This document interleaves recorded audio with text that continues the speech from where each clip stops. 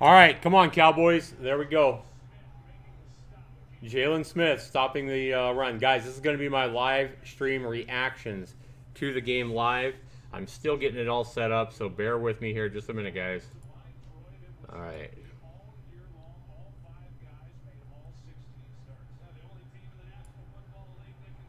Okay.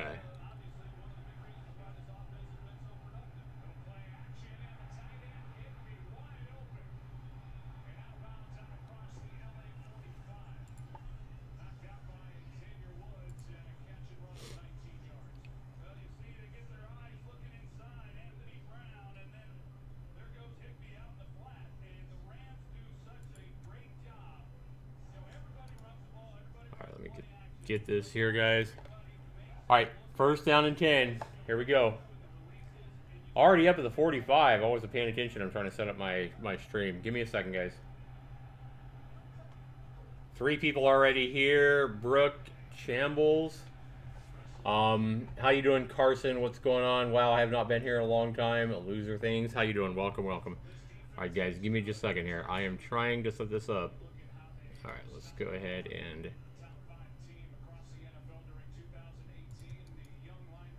remove. Yes. There we go. All right. Browser. There we go.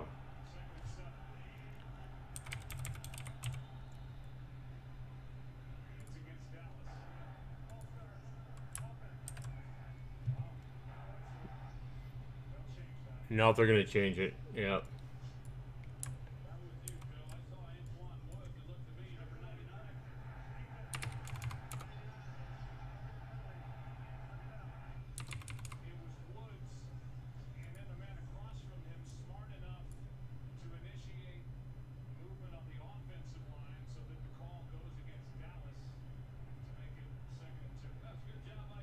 No, that is not what I want. All right, let's see here. Remove. All right, we're just going to leave it like that for right now, guys. So I can react to the game. Okay, we got a second down and 2. They're already at the Cowboy 46-yard line. Goff is back, handing it to Gurley. Get him! Jalen Smith and Van Der Esch with a tackle. Who else? But he's got a first down. All right.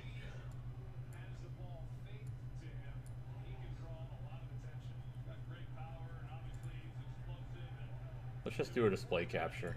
That'll work. Not a display capture, I mean, but monitor capture.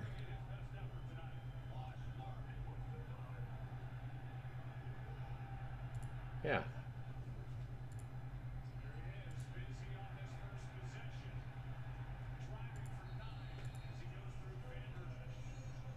There we go. That's what I'm looking for. So a 9-yard run by Todd Gurley. Shit, man.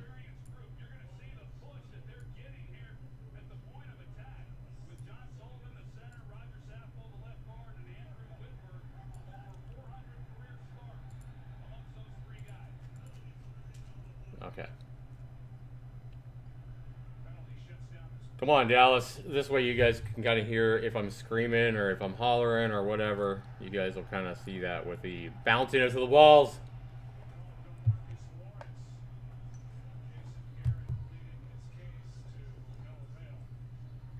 Welcome to the stream, guys. We have 2 people watching already. Welcome, welcome. Come on, Dallas. You're going to have to stop the fucking Rams, man.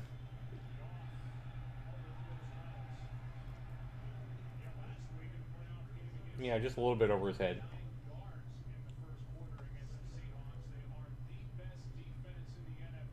So are you guys watching the game too? Those of you watching my live stream, are you guys watching the game live too?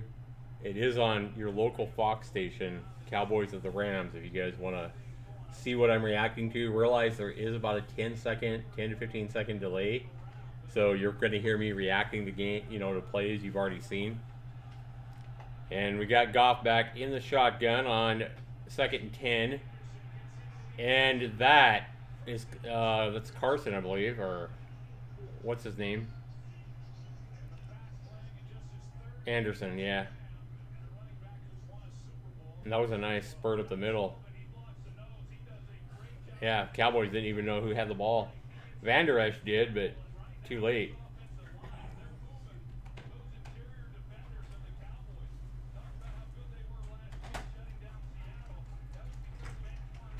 All right, 1st and 10 at the Cowboy 13-yard line now. 14-yard line looks like. Come on, get him. Man, that's some hard running there by Gurley. But he only got, what, 3? So it's going to be 2nd down and 7 from the 11-yard line.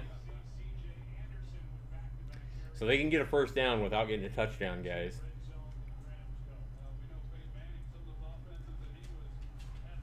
Jared Goff going up under center. And it is a handoff again to Gurley, but he is fighting for yards. He had Cowboys all over him. Van Der Esch and I believe Eric Reed from the Cowboys, but that was not Gurley. That was Anderson again. But he got a nice 5-yard gain, making it an easy and manageable 3rd down and 2 here. All right, come on, Dallas. Stop him here. Let's hold him to a field goal here now. We let him drive all the way down the field. They've already used up 5 minutes of the clock. Jared Goff looks confident out here. Looks like he's, that was Van Der Esch putting pressure on him, and he made him throw an incomplete pass. Good job, Van Der Esch, on that one. I believe that was Van Der Esch running in. Yeah, it was. Yeah, Van Der Esch put pressure on him and made him throw that incomplete. Seahawks fan, I want revenge for the Cowgirls besting the Hawks. Go Rams. Ooh. Sorry about that loss last week there. Cowboys fan 77.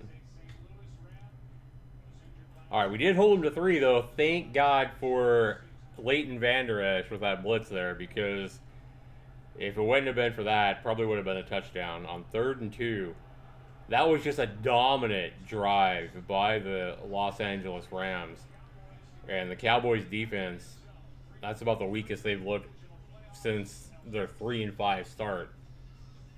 Dak Prescott warming up over on the sideline. All right, here we go. We got to at least match them. Whoop, whoop. Hey, 3-0, man. I will take that as a Cowboys fan, especially the way, as good as that drive looked. I mean, they just basically cut through the Cowboys defense like the whole drive. It just slice. 10 yards, 6-yard run here, 8-yard run here, 9-yard run here. Like, they just cut through the Cowboys defense like hot butter. So for us to be able to hold them on 3rd and 2 there, I will take it.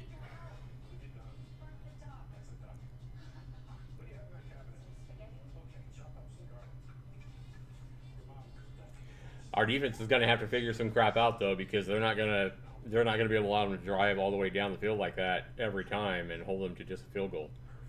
So our defense is going to have to figure out the Rams' offense. I mean, the Rams are going to do the same thing as the Cowboys. They're going to try to give the Cowboys a big dose of Todd Gurley, just like the Cowboys are going to be trying to give the Rams a big dose of Zeke Elliott, especially knowing the Rams haven't been that good against the run all year. I expect Zeke Elliott to get at least 30 rushes, not only, probably 10 or 12 more passes. But if they don't give Zeke the ball at least 25 times, the Cowboys are, well, something's going wrong if they don't. Like, if Zeke don't get it at least 25 times, it might be because they get behind early. Like, if they get down, 2 touchdowns or something like that early, then they're going to be kind of forced into a situation where they're trying to pass more than they want to. But Zeke should be getting the ball 25, 30 times this game. I'd be surprised if he doesn't. But welcome to the stream, everybody. We'll see how many people show up for this live stream. I mean, this is going to be a nationally televised game. Everybody's going to be getting it on their local station. But welcome to my reactions of a Cowboys game. I've never done this before, guys. I've never really reacted live to a Cowboys game. Now, I did try to stream a Cowboys game once when it wasn't shown in my area, and I had like 2,800 people showing up by halftime, and I was just basically streaming it off the European website out of Europe. And I have a video on how to get those, those live broadcasts of sporting events, everything from football to European soccer to boxing to UFC, whatever you want to watch. They have live broadcasts. The problem is it's full of spam and ad pop-ups and stuff like that. But if you can get through all those ad pop-ups to your broadcast and you get your game playing, it's not going to look crystal clear like watching it on cable or whatever, but at least you can get a pretty good idea of what's going on. All right, that is Jordan Lewis, the corner running back. I'm surprised he's actually returning kickoffs now. I'm kind of surprised it's not Tavon Austin. All right, Dak, let's go. Last week against Seattle, 22 of 33, 67% of his passes, 226, 1 touchdown, 1 interception, 83 rating. I want a better quarterback rating overall, Dak. No interceptions this game. An interception can cost us a game. We got the I formation. This is going to be a handoff to Zeke. The whole Rams defense does. I hope the Cowboys go with play action right here. Start off with play action. Do not hand it to Zeke. And it's a pitch back to Zeke. And that's exactly why I wanted to do a play action right there, because everybody on the Rams knew what was coming. How you doing, Peyton? Welcome to the stream, man. What's going on, dude? I'll try to read as long as there's not too many people that come into the stream. I don't know how many people to expect in the stream, but as long as there's not too many people and like too many people asking questions and stuff like that, I'll try to answer your questions and react. Remember, guys, that you're going to be probably hear my reactions about 10 seconds after you see the play, just because there is a delay in a live stream on YouTube. So now we're going into the shotgun. The Rams are sending 4 on pressure, and that is right on, man. I always forget his name. That's our big tight end, though. The big guy that came in with a huge Jarwin, Blake Jarwin. I can't ever remember his freaking name. But, man, that guy had a huge game against Seattle the last game of the season. Not Seattle, against the Giants, sorry. He caught a couple of good passes last week against Seattle, but against the Giants in a meaningless game, he had 3 touchdowns. Not even Jason Witten ever caught 3 touchdowns in a single game. That's going to go right back to Zeke, and he is fighting for every yard, and I think he was lucky to get 1, maybe 2. Yeah, that was a tough 2 yards. So on first down after the Jarwin catch for, I think, about 12 or 13 yards, they hand it off to Zeke again, who, I mean, the Rams are going to expect every first down and 10 play to be a run to Zeke. We need to get out of that. We need to start doing a play action or a long bomb on first down or something. We cannot be too predictable if you're a Cowboys fan. Now Dak's back in the shotgun, but he does just hand it off to Zeke, who is to his right-hand side, and that is, yeah, that's nothing. That's what, a gain of 1?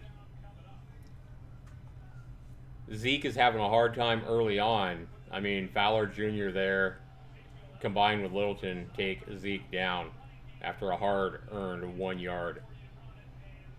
Looking tough early on for Zeke Elliott, and by comparison, Todd Gurley on the Rams offense is cutting through the defense of the Cowboys like hot butter. Dak at the Prescott again, Zeke to his right on 3rd and 7 from the Cowboys 45. And he throws over the middle, and he does hit Cooper, who might have stretched out for a first down, but I think he's going to be a little bit short. This is going to be an interesting play call for Jason Garrett. It's going to be 4th down and less than 1. Let's see if he actually stretched out far enough there to get that first, because he did make a stretch. No, I don't think he got it. 4th and 1, they're going to go for it. And they are basically at midfield. Yep, they're at the 49 of the Rams. 4th and 1, big call here for Jason Garrett. How you doing? Anime Blade, what's going on, dude? Welcome to the stream, bud. All right, come on, Cowboys. Zeke, just run it up the middle. I mean, sneak it. All right, that works, that works. Another hard-earned run by Zeke Elliott, cutting right up the middle, but he did have enough of a hole there to ground out the first down and about 3 more yards. But now we got a flag. What? No. Okay, it's after the play was over, and I don't like seeing Elliott limping there after getting up. He is limping. It looks like he is maybe his right ankle. Oh, Amari Cooper and cornerback Peters for the Rams got into a little tussle, and it looks like Amari Cooper is going to be flagged for that. It looks like Peters started it, but Amari Cooper finished it with a shove to his helmet. I bet you that's going to go against the Cowboys. Oh, nice catch. Usually they flag the person with the last reaction on these plays, but they caught the guy that initiated the fighting and the brawl, and that was definitely the cornerback Peters for the Rams, number 22.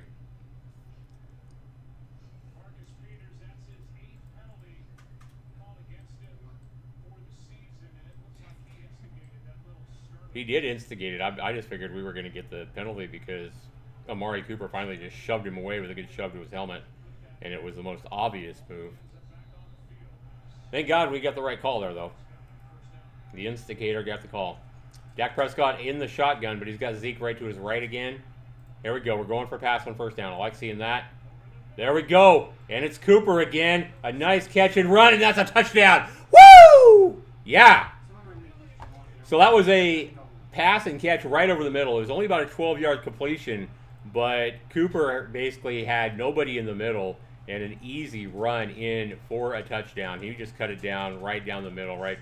I mean, he was kind of going at an angle, but easy catch and run for Cooper after catching that. He didn't really have anybody to, he didn't have to break any tackles or anything like that. Just caught it in stride. He made a nice cut before he caught the pass, going from left to right.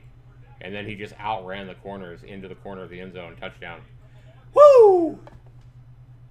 What do you think of the Eagles-Bears games? That was a close game. It was a lot closer than I thought it was going to be. I figured the Bears would win by a couple of touchdowns. I watched that whole game, and that was a good game. It was a thriller. I felt like the Eagles were a little bit lucky to win there with another botched kick at the very end when I felt like the Bears probably should have won that. Like the Bears had a nice drive in the last minute or whatever to get down there to kick a 42-yard field goal, I think. And again, he hits the left upright and then bounces off the goalpost to the bottom. And the Bears end up winning that, by 2 points, I think? 16-14 or something? Yeah, I think the Eagles won, barely by 2 points. And I think the Eagles got lucky, to be honest. Or the Bears got unlucky, however you want to look at it. It all came down to that kick. But it was a good game. It was a really good game.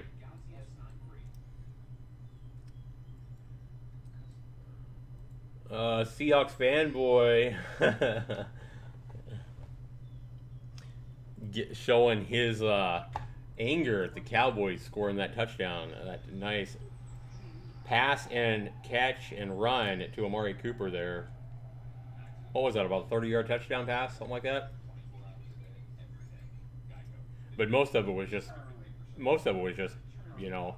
Amari Cooper catching it in stride and outrunning the two cornerbacks he had to beat to the corner of the end zone on the right-hand side. Amari Cooper, man, I tell you what, I sure like his personality a lot better than Dez Bryant. Like, Dez Bryant was such a drama queen. Like, always throwing fits if he didn't get the ball. Like I feel like Amari Cooper may not be as outspoken as like Dez Bryant, but I feel like Amari Cooper is also way less selfish of a receiver than like Dez Bryant was. They both have immense talent. And even if Dez Bryant was more talented than Amari Cooper, I like the fit with Amari Cooper in Dallas more than what I liked with Dez Bryant. Don't get me wrong, when Dez Bryant was there, I liked him and I cheered him when he caught those touchdowns and threw his X up and stuff like that. But I always hated the fact that he was always in the quarterback's, ear. Romo, Dak Prescott, always pouting and throwing tantrums because he wasn't getting the ball. Some people say you want somebody that's going to kick people around and kick people's asses and motivate people. But I don't think throwing tantrums because you're not getting the ball is a way to motivate your team. And we got Amari Cooper here, and that dude is just like he's really humble. Like he does everything quietly and does his job. He goes out there and performs. He's a great route runner. He's very talented, very you know, very quiet and reserved kind of receiver. I like that. Oh, fumble in the end zone, but he's just going to go ahead and take it and take the touchback, 25-yard line for the Rams. Seahawks fanboy says that's the only TD they're going to get. We're going to see about that. We're going to see if the Cowboys can't get Zeke running better than we got him running that first drive. But Amari Cooper did make a nice move there. The trade for Amari Cooper from the Cowboys, giving up their first-round pick next year to the Raiders for Amari Cooper, has already been worth it, guys. Already been well worth that first-round pick. Everybody was screaming the Cowboys gave too much when they gave the first-round pick for him, but that was well worth it. The Cowboys wouldn't have been able to draft a receiver late in the first round that would have been nearly as good as Amari Cooper has already proven to be. You get a proven wide receiver. He's young. He's only 24 years old. With Amari Cooper, he's got a lot of years ahead of him. He's a great route runner. He's definitely skilled. He's fast. Not going to be able to reproduce that by drafting somebody. I mean, you could draft a receiver in the first round, even trade up and not get somebody near as good as what you got with Amari. 2nd and 7 after a 3-yard run to Gurley, and that is another run to Gurley on the right-hand side. He cuts it up after trying to find some room by going to the right. Gets another 3 yards. It's going to be 3rd and 4. Cooper's badass. Bryant was a big crybaby. Yeah, for sure, man. How far behind is my stream from what's actually happening? How far back is it? Is it really awkward to listen to me reacting to plays like the play after or whatever? Like, do I react to the play before the next play? I guess is what I'm asking. 3rd and 4 here is what I'm seeing right now. Goff in the shotgun at their own 31-yard line. Goff goes back. He has pressure. Again, I think that was Leighton Vander Esch applying pressure, but he did get it out to Woods, number 17, his receiver, for a first down. Gain of 5 on 3rd and 4. It's about right on. Nice.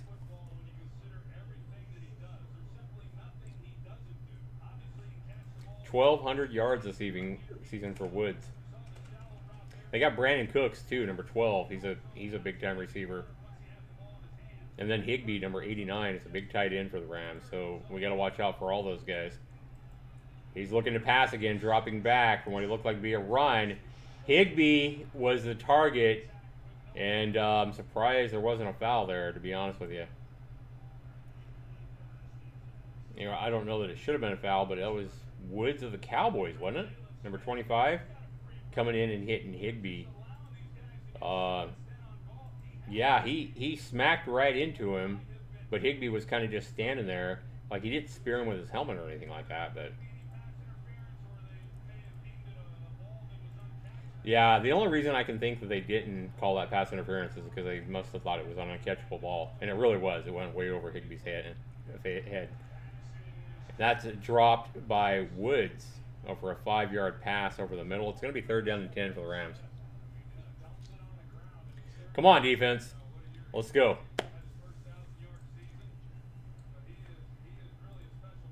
The Rams are a dangerous team. I mean, they went 13-3 during the season. But I think they got their work cut out for them against the Cowboys. I think the Cowboys have really come on big, especially the second half of the season. I mean, the Cowboys have won 8 of the last 9 games, and they've won some big time games against like the Saints and the Eagles a couple of times. And that was a 9-yard pass that went to Brandon Cooks, but he did not get enough for the first down. It's going to be a 9-yard gain. That was over the middle. They're at midfield with a 4th down and 1, just like the Cowboys had. And I think the Rams are going to go for it, just like the Cowboys did. Yep, they're going to go for it. Welcome to the stream, everybody. 5 people here now. I expect to get a few more people in by the end of the game. We'll see how it goes. I know there's some big-time YouTubers that are well-established that announce Cowboy games. So I'll be surprised if we get too many, because I think most people that are wanting to watch somebody react to the game are going to be watching one of the big-time guys that are already established in announcing these games every week and also have a webcam and all that. But welcome to my stream, guys.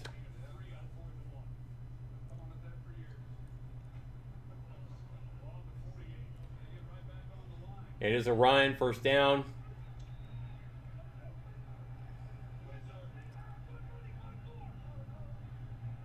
I think they gained 2 on 4th and 1. It is first down and 10 from their own 47.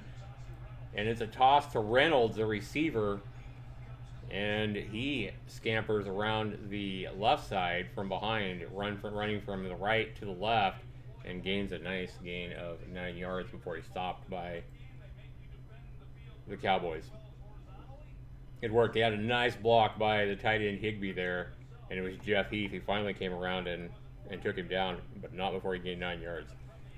2nd 1. This is what I'm talking about. The Rams did this the first drive. They just pretty much just drove down the field at will. Right now, it looks like the Rams can do anything they want. That's not a good sign if you're a Cowboys fan. And that's what I'm talking about too. Anderson, like, he hands it off to Anderson, and Anderson just patiently waits for the hole to open up. A big hole opens up, and he just scampers down for a gain of, I don't know, almost 15 to 20 yards. Yeah, that's a big gain. Anderson's 4 rushes for 34 yards right now, 8.5 yards. And that's not even their premier back. 1st and 10 now at the Cowboy 28. Welcome to the stream, everybody. Hopefully you guys are enjoying it. You're probably going to hear me get pretty angry at some point, especially if the Cowboys fall behind here, but we'll see. Hopefully it's a good game the whole way. You know, that's what I'm really hoping for, is we have another good ball game. I expect this game to be higher scoring. I've pretty much been expecting it to be a higher scoring game than the Cowboys-Seahawks last week. But we'll see. I just hope it's a good game.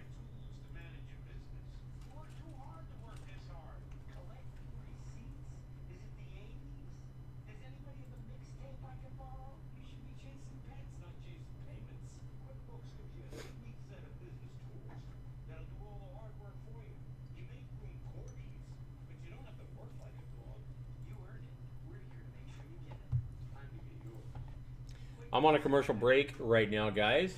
Thanks so much for being here, watching my stream, listening to my reactions, and right now I'm just kind of calling the plays as I see them. I mean, there's really not a whole lot of nothing to scream about or anything like that, but the Cowboys defense is going to have to figure out the Rams, so this is going to be a long day, and if the Cowboys don't figure out the Rams offense and how to at least stop them, right now they haven't been able to. They only stopped him once, and that was the last drive. They stopped him at the 2-yard line. You know, they finally stopped him on a 3rd and 2, and that was because the Rams went for a pass. Leighton Vander Esch came in on a blitz and made him throw a incomplete pass. But the Cowboys are going to have to figure out how to stop him a little more effectively, or this is probably going to be a Rams victory. I've been saying all week that a big key to this game is not only going to be turnovers. Obviously, turnovers are going to be a big part of it. But I've been saying all week the key to the game is going to be which defense can stop the other team's star running back better.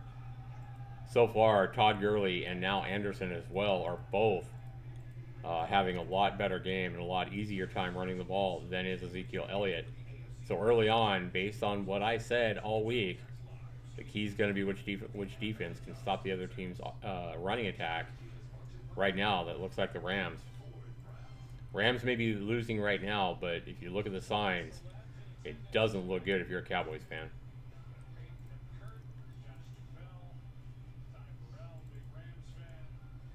You're a Dolphins fan? How's Blaze? Blaze is doing good. I made a video of him the other night taking a bath.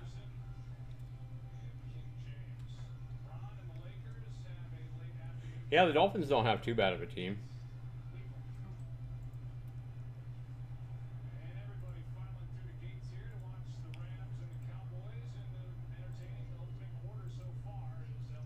Come on, defense. I'm getting ready for a first down play here at the Cowboy 28. 1:16 remaining in the first quarter. Goff under center with Gurley in the backfield, and it's a fake handoff. He rolls to his right, and he hits Woods for about 5 yards. Woods scampers ahead for another 3. Going to make it 2nd down and 2. 2nd and 1 on a 9-yard gain. You glad they're getting rid of Ryan Tannehill? Yeah.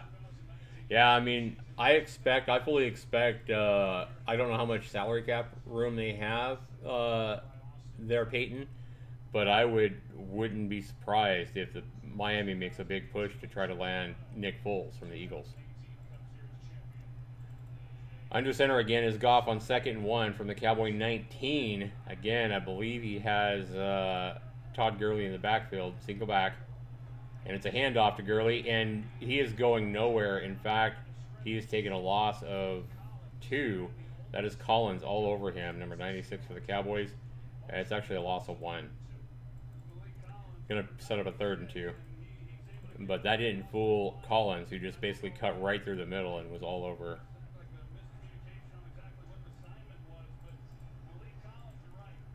And I believe that was not Gurley. I believe that was Anderson again that took a loss.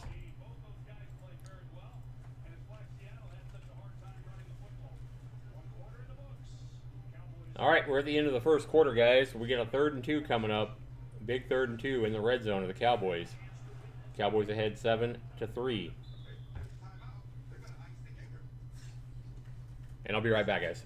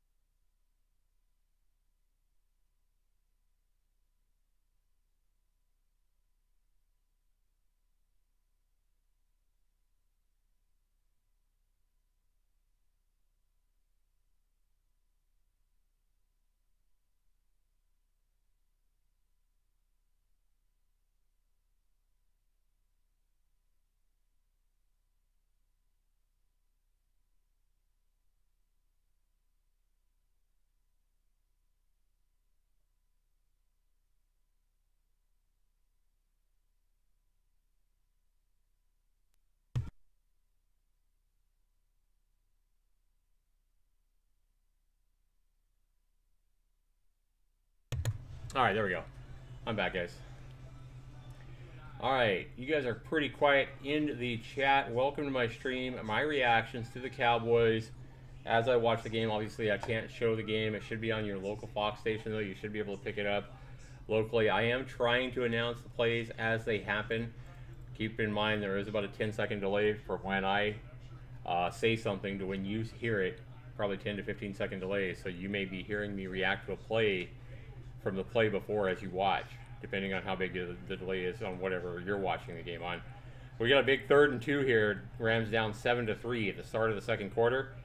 And we have a run, and again, Anderson just has his way, pushing ahead for 10 yards right through the middle.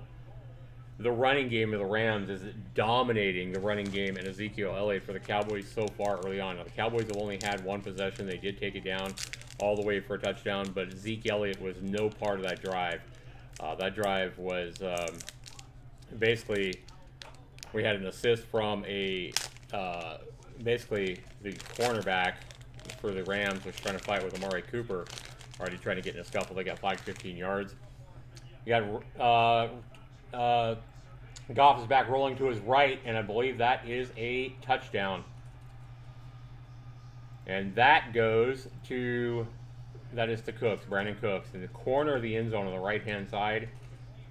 He started off in the I formation like it was going to be a run, but then took the ball on around to his right-hand side and just hit his cornerback, Brandon Cooks, right in the corner of the end zone, and the Rams got the first lead of the night. That was a great catch by Cooks to not only secure the ball, on a little bit of a difficult catch, but also to make sure it came down inbounds in the corner of the end zone there. But yeah, so far Zeke hasn't got going at all. I think they've only given the ball 3 or 4 times. Oh, that is not a complete catch. He did not catch that. They showed it in slow motion. That ball hit the ground.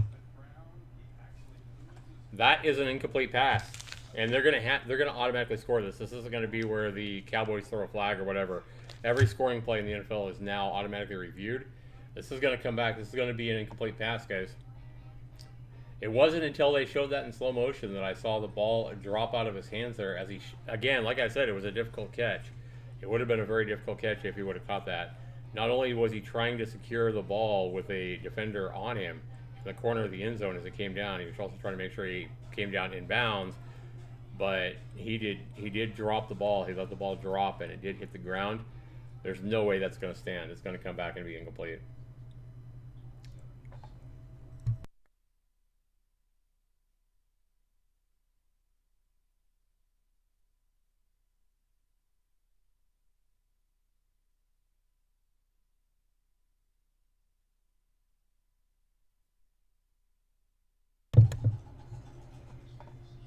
This looks like a good movie.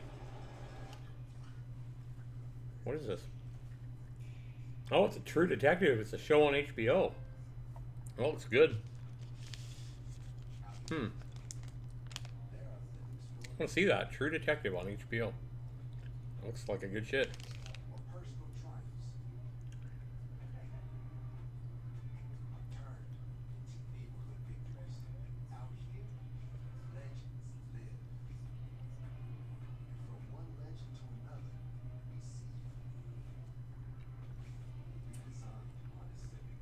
So after the incompletion, they're going to come back and change this touchdown to an incomplete pass, guys. I'm trying to think if it's going to be 3rd down or if it's going to be 2nd down. I think it's going to be 3rd. I'm trying to remember. But basically, the Rams are having their way on the running game. I mean, I don't know why the Rams don't just run it every play, because they're running at will.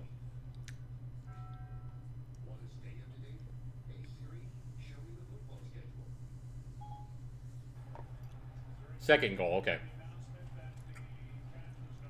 Yep, they did. We did miss the referee saying no good after they watched the replay. Okay, so the Rams are at the Cowboy 9-yard line, 2nd and goal. We got Goff up under center. We got Anderson in the backfield. It does go to Anderson, who twists and fights his way to the 5 for a 4-yard gain. We're going to have a big 3rd down and goal from the 5. Obviously, if you're a Cowboys fan, you want the Cowboys to hold them here to a field goal like we did last time. This is not going to be an easy 3rd down and 5. Remember, the Cowboys' defense is pretty good. Like, I almost feel like the Rams, as well as they've been running it, I almost feel like the Rams have just as much of a chance getting in the end zone by running it here as opposed to passing. I'd run it here if I was the Rams, but Goff goes back, and he throws it at the corner of the end zone, and that is out of bounds. That was Brandon Cooks again, but he did not catch it in bounds. It was a good catch by him, but he did not come down with it in bounds. He was out of bounds before he actually had control of the ball. So the Rams are going to have to go for a field goal again. And Zerline comes on to kick what'll be a 22-yard field goal, guys.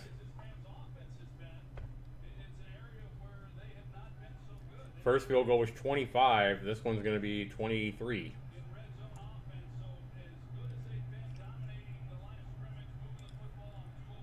You can see everybody's questions or comments with it being, yeah, slow. Absolutely. And still be able to announce and react to the game. Absolutely. So field goal is good, guys. It's a 7-6 ball game. This is a close one so far.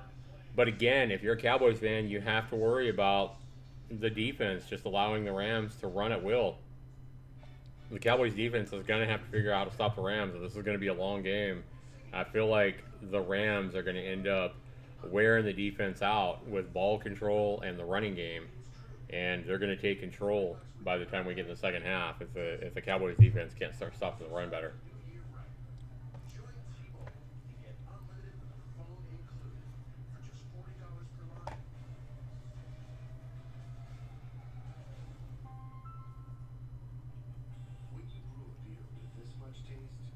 The Rams have had the ball twice now, 2 long drives, and they got stopped inside the 10 both times and had to settle for field goals, where the Cowboys were effective with the passing game in that long pass to Amari Cooper on their first and only drive so far. So we'll see how the Cowboys do on their second drive, if they're able to drive it down and get some points. But right now I'm very concerned as a Cowboys fan that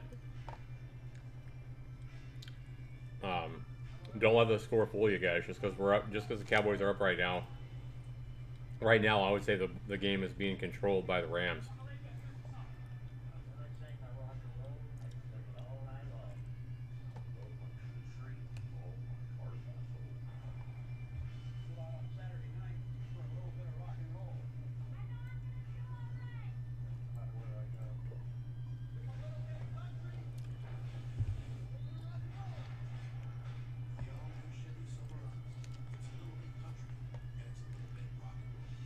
I'm kind of surprised to be seeing this, to be honest with you.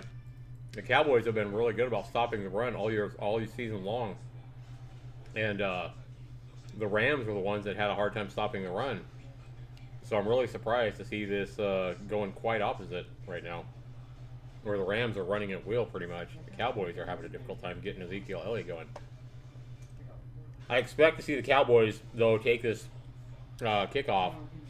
I fully expect the Cowboys to again try to get Zeke going.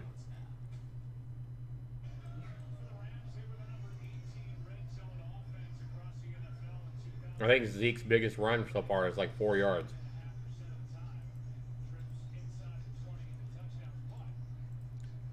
I think he's like 4 carries for like 7 yards or something.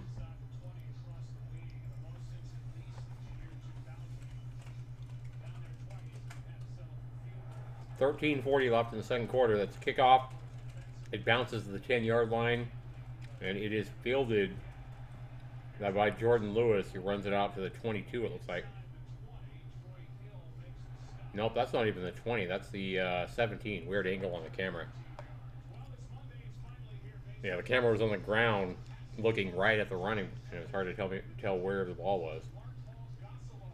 So not good field position for the Cowboys, who'll be starting first down and 10 at their own 17.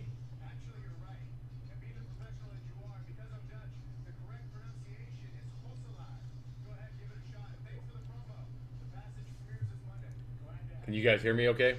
Looks like the mic levels are pretty high, so you guys should be able to hear me okay. All right, Dak Prescott is under center. Amari Cooper on his right-hand side. Zeke Elliott, the lone running back in the backfield. That is a fake. And it goes over the middle. That is their tight end again. That is Schultz, actually. Charles Schultz. Not Charles Schultz, but Dalton Schultz. Charles Schultz Charles Schultz is the I believe he's the the artist for the Peanuts for Charlie Brown. Charles Schultz, oh my God. Dalton Schultz, their rookie tight end they drafted, I think in the 4th round last year. Second down and 10, that was a gain of about 18 to Schultz, and Zeke gets the ball again and goes for 2. Maybe 3.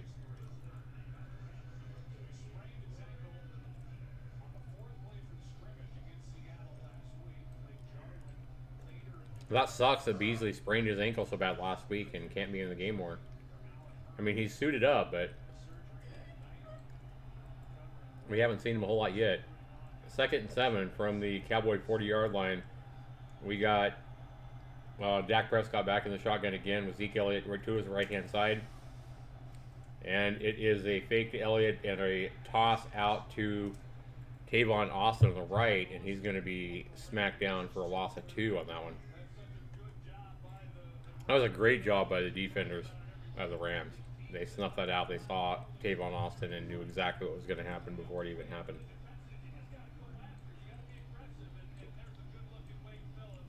3rd and 9 now from the Cowboys 38. This is going to be a shotgun pass. Dak Prescott looking a little bit more nervous than Goff does. I'm just saying. We got a close-up shot of Dak Prescott there. He looked a little bit more intense, a little bit more nervous. than Goff does. Prescott is under pressure. He throws it, and that was a desperate throw that hit the ground before he got to Gallup, but it could have been intercepted as well. A pass that he probably shouldn't have even tried. He was under big-time pressure there. Darnold and number 56 were applying pressure. Gallup made a good attempt to come back and dive back for the ball. It was underthrown, but he couldn't get it. So Chris Jones will punt.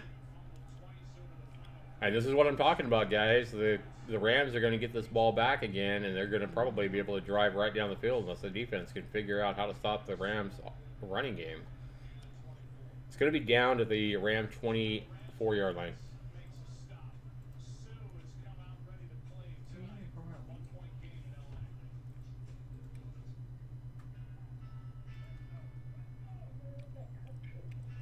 Welcome to the stream, everybody. We are live with me just giving you my reactions as these bouncy little angry and happy and silly faces bounce all around my screen. I haven't watched a game with Blaze yet, but I did watch a couple of games with Rocky. Blaze is still young. He gets a little bit more patient. He doesn't like Rocky used to love being just laying on my chest and sitting for a long time, for an hour or 2 hours. Yeah, Rocky used to love just sitting on my shoulder or my chest or whatever. But Blaze, he'll do it for a few minutes, but then he wants to try to escape and jump down on the carpet. And yeah, we got so much stuff in this house, in such a big house. Like, he would be a pain in the butt if he got loose. He might be impossible to find because he's still pretty little too.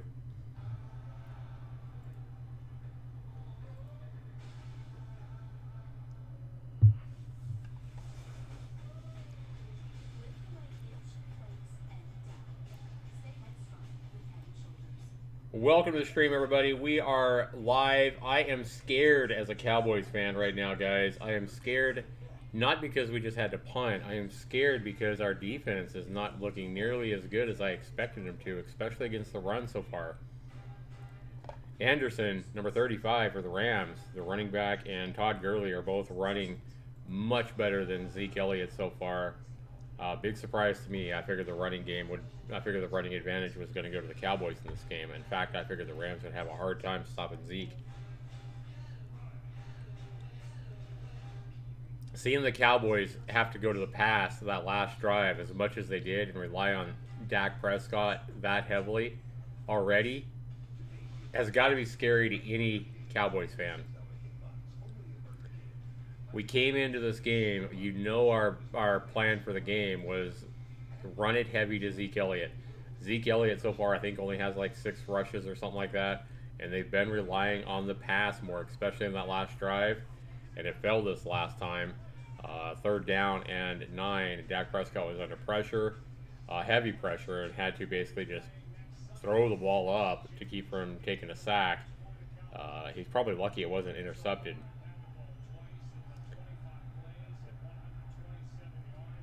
All right, Rams the ball at their own 24, 1st and 10. Goff under center, and that is going to be a pitch back to Gurley. That time, however, Sean Lee comes up and makes the sack. They got Sean Lee back there now for the Cowboys, and he stops him before he can gain 9 yards, like has been pretty much happening every play. The Rams run it, 8-9 yard gain. They only get 4 that time. Still, 4 yards is a good running play on 1st down. It's going to put you in a lot more manageable position on 2nd and 3rd. And we have Woods injured on the sideline for the Cowboys. Slow to get up. They're attending to him. He gets up and walks off, though. I think he's going to be okay. I don't know if he just winded or got the wind knocked out of him or what, but yeah, I think he just got the wind knocked out of him or something. He'll be okay. I sometimes watch TV shows and videos with my beardy. Yeah, that's the way to do it. Welcome to the stream, everybody. 9 people here now watching. Thanks for coming in, guys. If you're enjoying my reactions to the game as I watch it live, Make sure you hit that like button, guys. I am trying to give you guys an idea of what's going on, just in case some of you can't watch the game or whatever.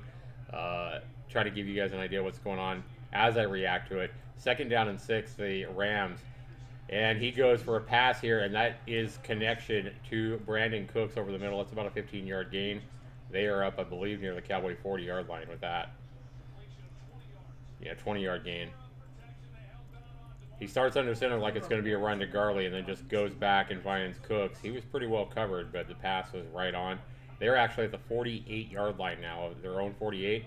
1st down and 10.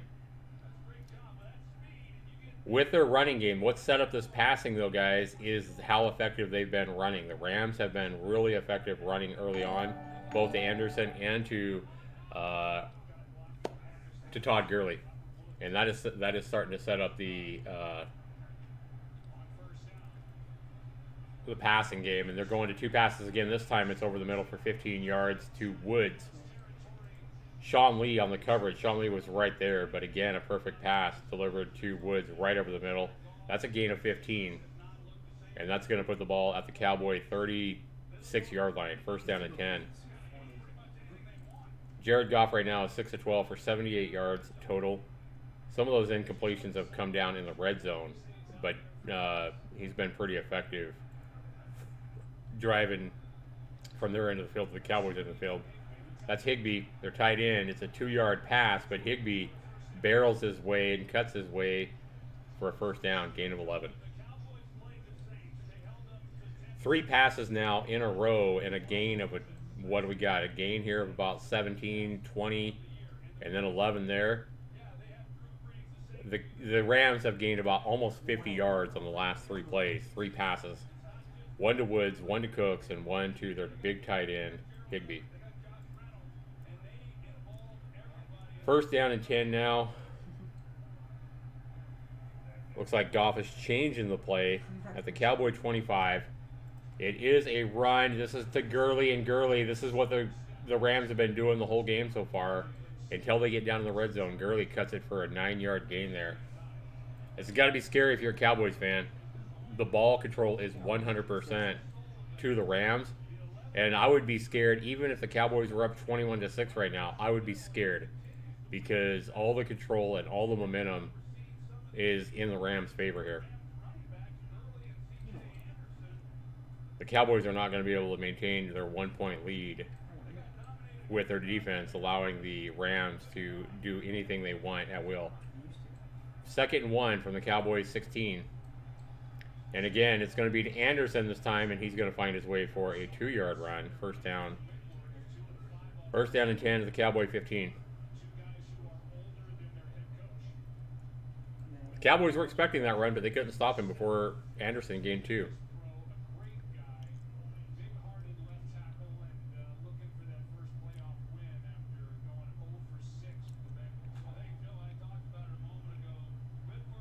Come on, Cowboys.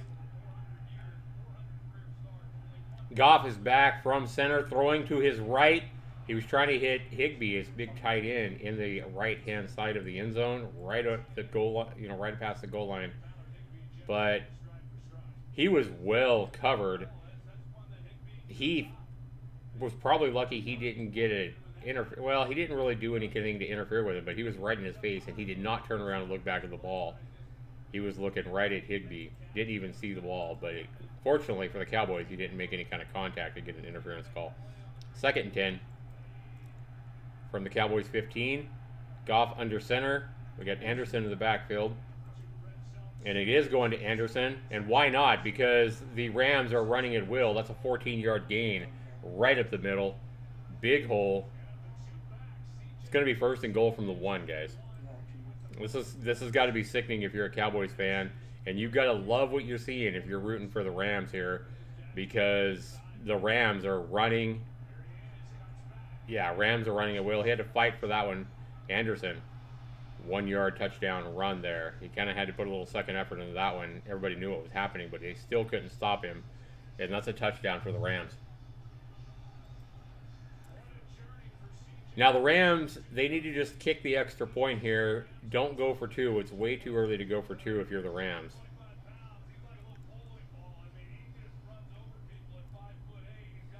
Jalen Smith had a hold of him at the 1 and was trying to get him down, but Jalen Smith could not get him down by himself. He had his arms wrapped around his body.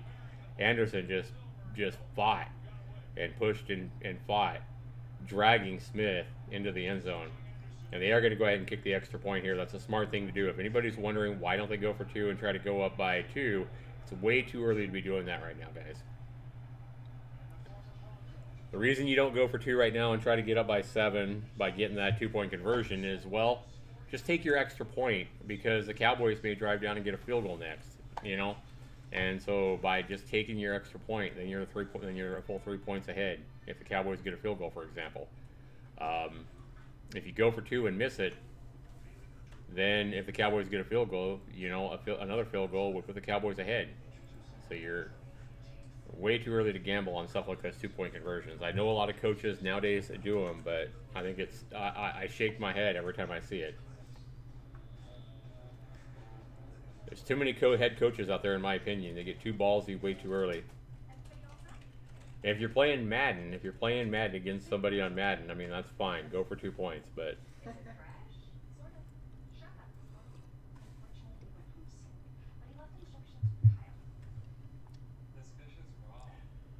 all right, who do we still have here, guys?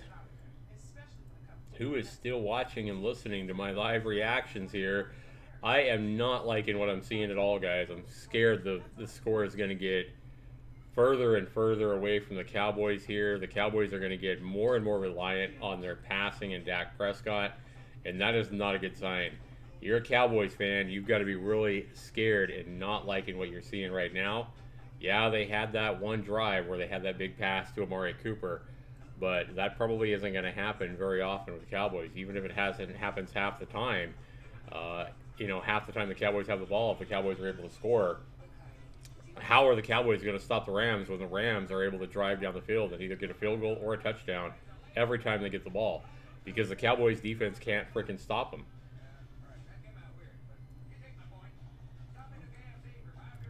I really thought the Cowboys defense was going to do a better job at shutting down the Ram offense better than they have so far.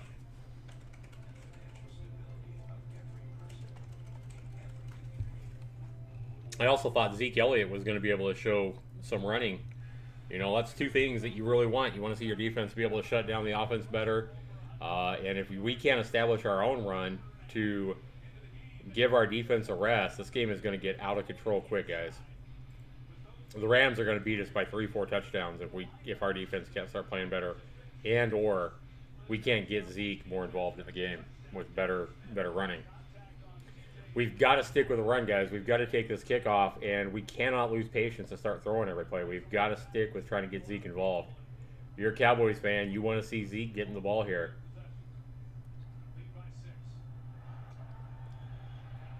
After seeing that long pass to Amari Cooper, I know a lot of Cowboy fans are probably going, oh, just pass it, pass it, pass it. That is not what we want to see right here. We want to see the Cowboys stick to the run. We want to see them stick to their stud. The best player on their offense is right there, Zeke Elliott.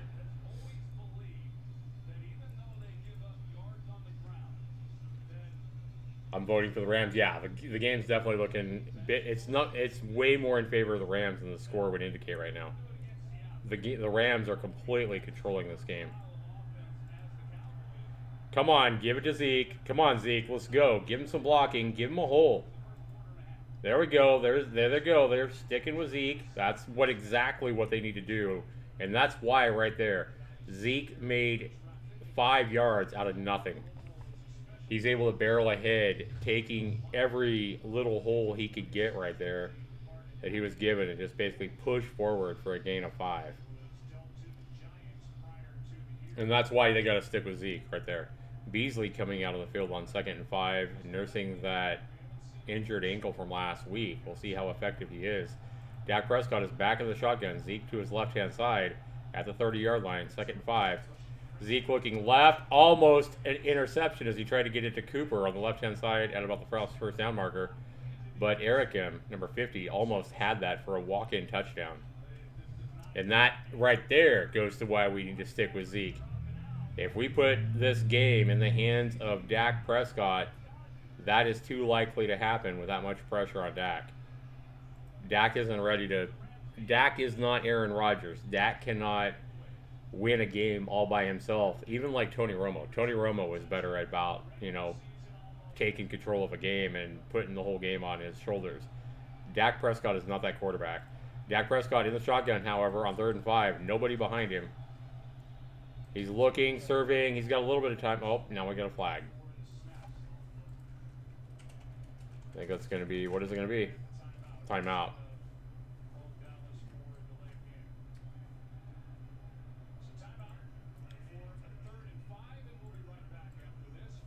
That is a timeout by the Cowboys that I guess Jason Garrett or somebody was calling before Dak snapped the ball. It would have. It was going to. The flag was for a delay of game, but then they realized that I guess Jason Garrett had called the penalty or called a timeout.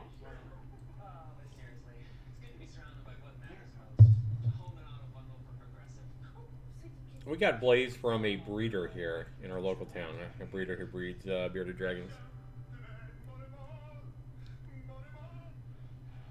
All right, Dak. Time of possession, Rams 17 minutes, Dallas 6 minutes and 40 seconds. There you go. That's what I'm talking about. The time of possession, everything is going to in the Rams' favor here. 3rd and 5, Dak Prescott in the shotgun. He drops back. He's looking deep. He ended up trying to take a short out to Amari Cooper, but it went over his head. Amari Cooper reached up, but it would have been a hard catch. It's going to be 4th down and 5, and the Cowboys are 3 and out. Yeah, he just threw it over his head. Not only did he throw it right over his head, he also didn't put the ball out in front of him enough. It was behind him and over his head. Would have been a very difficult catch for Amari Cooper to make there. Come on, Dak. We need better play out of you on that one. That was not a long pass. That was like a 7-yard pass attempt to Amari Cooper, and he threw it both behind him and well over his head. Like I say, I think Amari Cooper would have caught that if it would have been in front of him enough and high. But being behind him and high too. The punt goes down to the, it looks like the 36-yard line.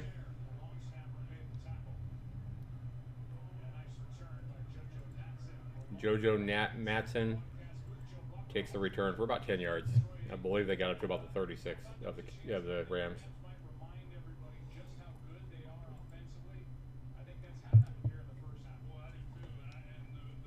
All right, no problem, Peyton. Have a good night, man.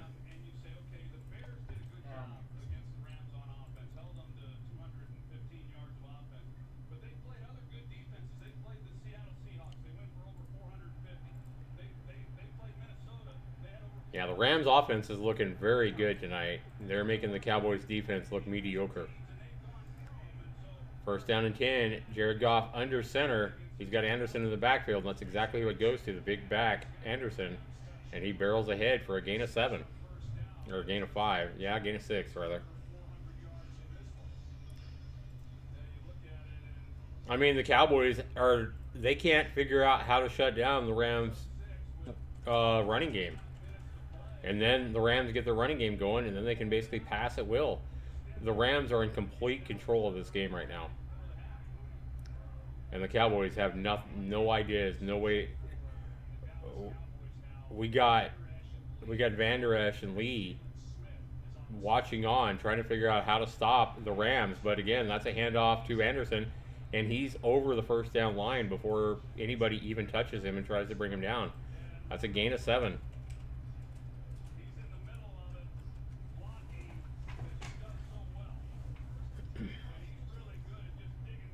Sean Lee on the tackle.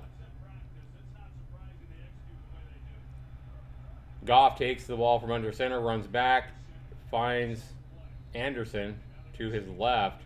That's going to be a minimal gain. 2nd and 10. Play action pass to Anderson on the left-hand side didn't work against the corners of the Cowboys. Where the Rams are being effective is running the ball right up the middle. Right up the middle, attacking their middle linebackers in the middle of their line.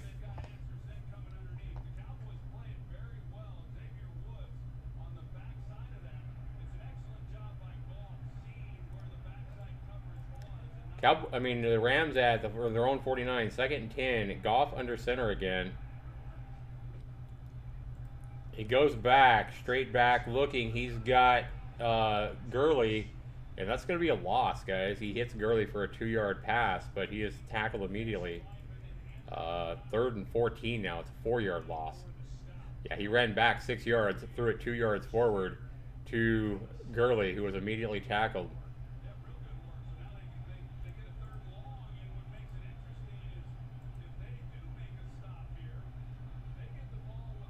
Third and 14. If the Cowboys can stop him here, the Cowboys will get another opportunity to try to make a game out of this. The Cowboys really want to stop him here on 3rd and 14. Look for Brandon Cooks, guys. That's probably who he's going to be looking for. Yep, and he had pressure. He tried to get it out to Everett, his tight end, number 81. We have a flag down. I don't know what this is.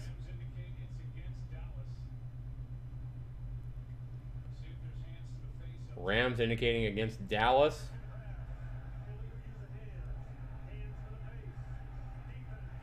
That is going to be on Byron Jones, hands to the face. I didn't see hands to the face. They showed the replay from a long ways off. I didn't see it. Byron Jones is contesting it, saying, what?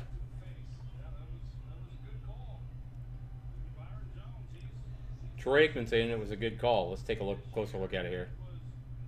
No, I guess it was. Yep, he did get his right hand on the face mask of the receiver. First down at the 50 now for the Rams. That was a big penalty on Byron Jones. A play he really didn't need to do. Like, I mean, that was as the receiver was starting out. It wasn't like he did it to keep him from getting a catch or something. Another first down pass right over the middle to Brandon Cooks. Gain of 14. This game's getting ugly fast, guys, if you're a Cowboys fan. It's looking really good if you're a Los Angeles Rams fan, however. Time of possession now, Rams near 20 minutes. Cowboys have under 7 minutes of time of possession. And this is exactly what every Cowboys fan wanted to do to the Rams, was control the clock and control the running game. And instead, the Cowboys are getting what they've been doing to other teams done to them. And that's Gurley basically taking it all the way in for a touchdown there. Right up the middle. He basically, he just cut right through the middle. Big hole. And found his way down into the end zone there for a 30-yard scamper for a touchdown. The further the Rams get ahead, the more desperate the Cowboys are going to get and more reliant they're going to get to the running game. We've got 3.5 minutes left in the first half now. Cowboys are going to be down by 13. And they're probably going to get more dependent and more reliant on Dak Prescott, and that is not a good sign if you're a Cowboys fan.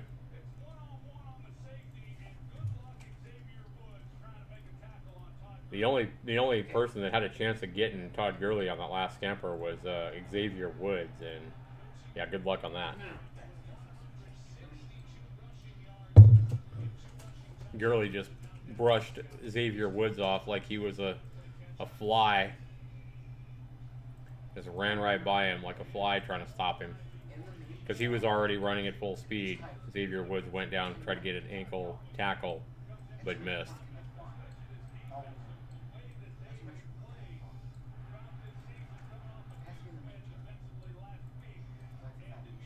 Jalen Smith showing his frustration over on the sideline.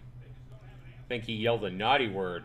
It looked like he might have yelled the F word over there on the sideline.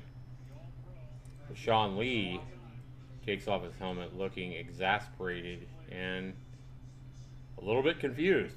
Seeing Sean Lee with a confused look on his face is not something we typically see from Sean Lee. If even Sean Lee is confused about how the fuck do we stop these Rams, then we know we're in trouble. Byron Jones over there cussing, saying a bad word or two on the sideline. And the kickoff goes to Lewis at the goal line. He can't even get up to the 20, 19-yard line. 1st and 10, Cowboys. John Kelly made the tackle on Jordan Lewis on the kickoff return. We can't even get up to the 20-yard line. And I am worried the Cowboys are going to get too dependent on Dak Prescott's throwing right now, being down by 2 touchdowns, basically. Dak Prescott 5 of 8 for 66 yards and that touchdown. Most of that came on that Amari Cooper touchdown pass. Come on, Dak. Prescott runs straight back. He does throw a short out to Ezekiel Elliott, who scampers and finds his way for an 11-yard gain, or 12-yard gain, actually. Ooh, Leighton Vander Esch and Sean Lee are getting hollered at. Wow. That is the new offensive coordinator for the Cowboys, expressing his frustration and yelling at Vander Esch and Sean Lee over on the sideline.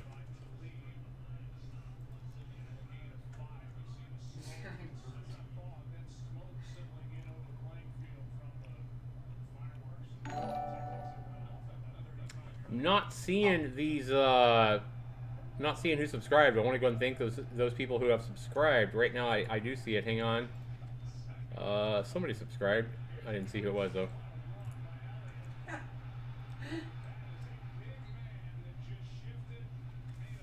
Elliott, run of... Nice cut by Elliott there on that handoff. And he ran a long ways for a 5-yard gain. Holy cow.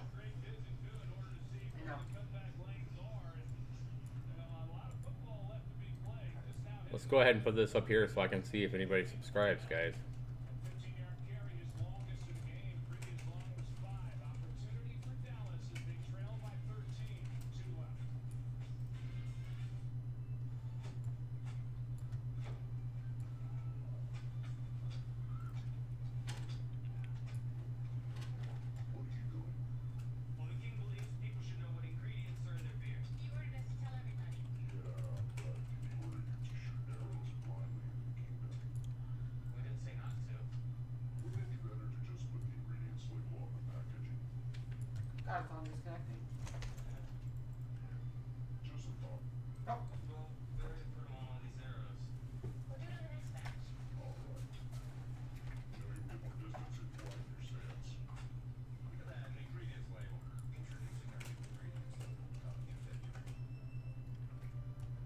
Alright, whoever's trying to spam links to other YouTube channels, that'll get you banned in a hurry. You should know better than to do that. Another live streams, man.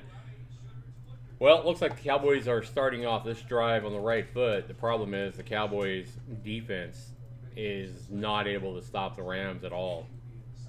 So even if the Cowboys are able to put something together here, I mean, it's going to provide a little bit of relief, but you know, that's the big thing we need to do, though, right now is our offense. Our offense, it does need to do something. The last 2 times they've been out there and had to punt and gave our defense, like, no time to rest.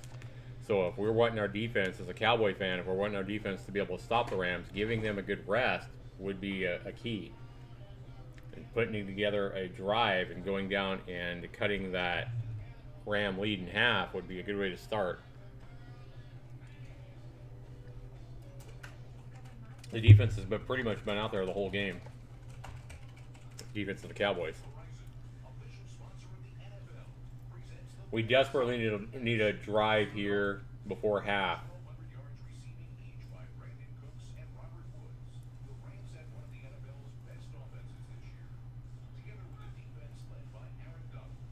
And whoever subscribed, guys, I haven't seen who yet subscribed to me, but thanks so much for subscribing to my channel. Appreciate that.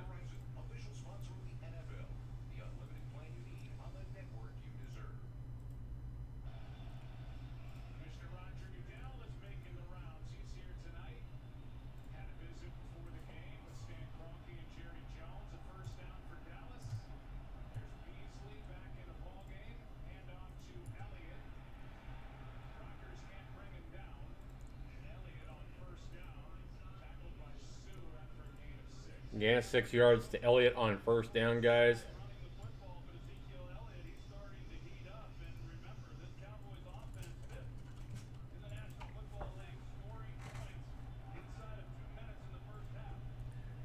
Dak Prescott starts off under center, rolls to his right, looking downfield, and I believe he caught it.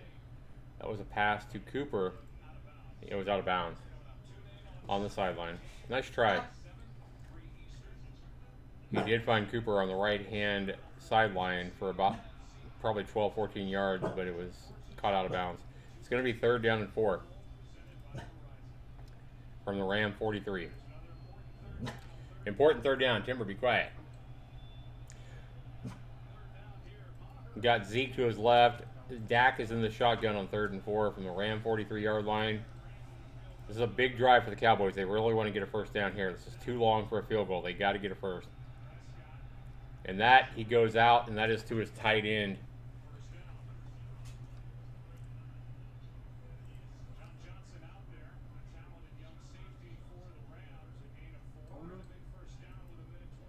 Yeah, that was a nice 1st down completion to his big tight end. Number 89 for the Cowboys. They're at the 39-yard line, 1st down and 10. That was Blake Jarwin as the tight end, by the way. I always forget his name. Like, I can't remember Blake Jarwin's name for the life of me. Elliott runs it to the right-hand side, gains 2. Talib with a tackle there. That was a good job of Talib by tracking down Elliott running on the right-hand side. If Talib wouldn't have been there, that probably would have been a 15-yard scamper for Elliott down the right-hand sideline.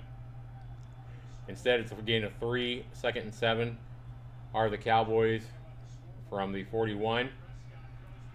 He hit Gallup, but the problem is Dak Prescott went back from under center and found Gallup wide open, but threw it 100% behind him. Gallup turned around and tried to make that catch, but a very difficult catch for Dak Prescott. Is not looking that good tonight. Right now he has a 106.9 rating, but he is not looking nearly that good. Those stats are definitely overrating Dak Prescott tonight because he's looked bad tonight. He's in shotgun on 3rd and 7. Looking, surveying, he's got time. Now he's got pressure. He stays up. What happened? What happened? There we got a flag?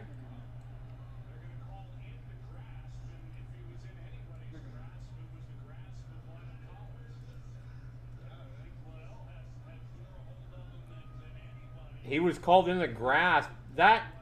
He was in the grass with his own lineman there.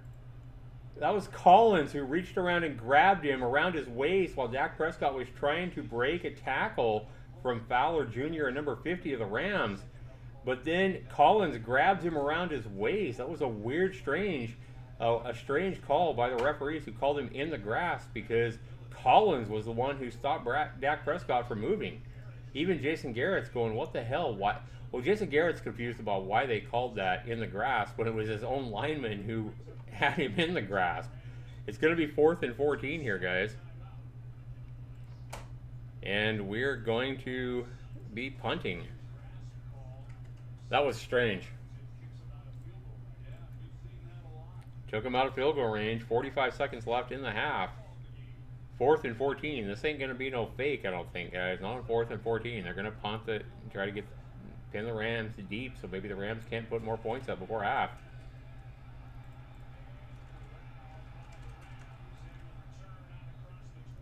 Nice return by Shields, who caught the ball at the Ram 10-yard line, ran it up to around the 25 for the Rams, right at the middle. 1st down and 10. 45 seconds left on the clock, but the Rams do have some timeouts. I wouldn't be surprised to see the Rams try to put up more points before half here.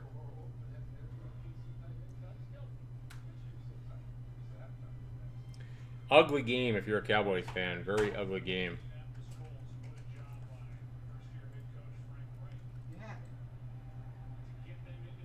Gurley and Anderson tonight, 22 touches for 146 yards. That's what I'm talking about. The running game has just had their way tonight. That's what, 7.5 yards a carry? It's over 7-yard average per carry for the two running backs, Anderson and Gurley. Anderson has been more effective at running than has Todd Gurley. And Gurley runs his time on 1st down and 10 for an 8-yard gain. But in that situation, the Cowboys are willing to give up an 8-yard run. They're defending the long pass here. 28 seconds remain. He did run out of bounds. Rams have 1 timeout remaining.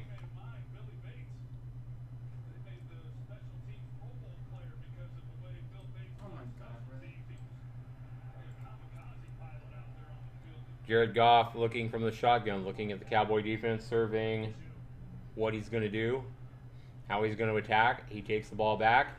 4-man rush. He throws it over the middle just for a first down to Todd Gurley. It's about a 6-yard gain, first down and 10, Rams. And the Rams have to call their last timeout because that was a throw right over the middle. No timeouts left, 20 seconds left. I believe the Rams are up around their 40-yard line.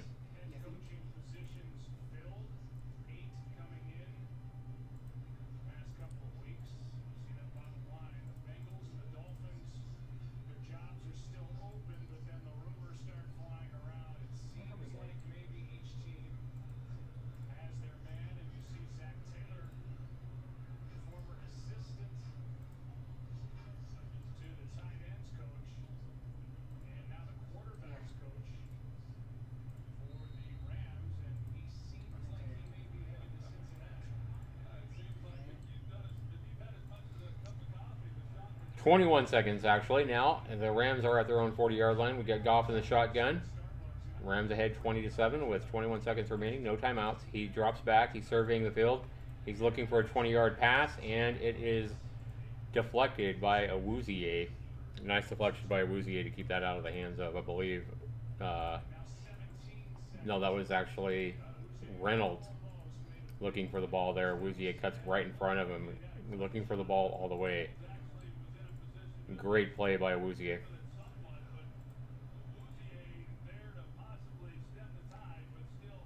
Still, only 4 seconds gone off the clock.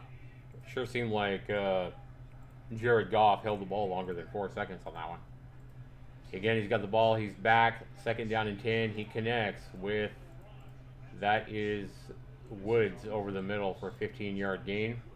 They're at the 45-yard line now. The Cowboys trying to snap the ball. 3 seconds left. First down and 10. Rams, the Cowboys 45 with 1 play left in the half. This will be a 62-yard field goal from there. And that's exactly what they're going to do. They're going to send Zerline out to try a 62-yard field goal.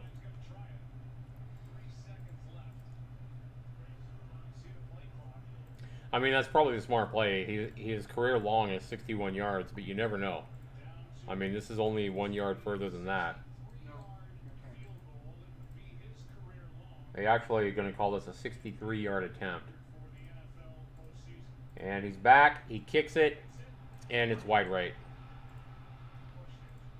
Yep. He had the distance on it, it looked like, but he pushed it right. That's a hard field goal to make, though. Cowboys are getting their butt kicked, guys. More so than the score shows. Rams are up 20-7 at half, but the Rams have pretty much done anything they wanted, especially in the running game. And Zeke Elliott is doing awful for what we come to expect with Zeke Elliott so far in the first half. The score is going to put the Cowboys in more of a desperation and make them be more reliant on Dak Prescott in their passing game than we want to see as Cowboy fans. Aye. Not good if you're a Cowboys fan, guys.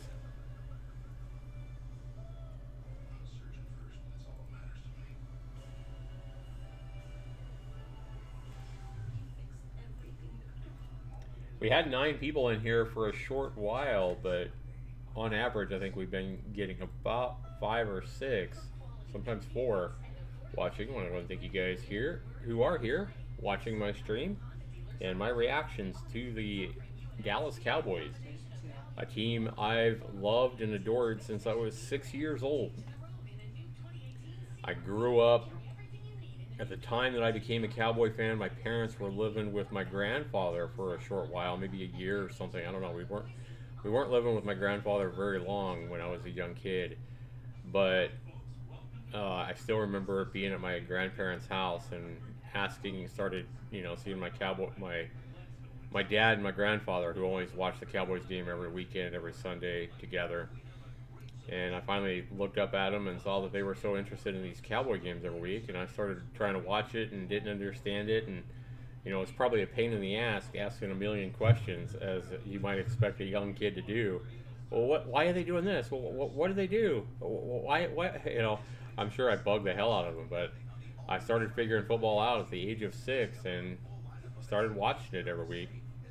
I think one of the angriest moments I've ever had as a Cowboys fan was when I was just 8 years old. 1981, during the championship game the Cowboys had with the 49ers. Everybody's seen that play by Dwight Clark where Joe Montana went back and hit Dwight Clark at the corner of the end zone in the championship game where the 49ers beat the Cowboys 28-27 in the last seconds. That play, as an 8-year-old kid, broke my heart. I literally cried as an 8-year-old kid when the Cowboys lost the 49ers in that championship game.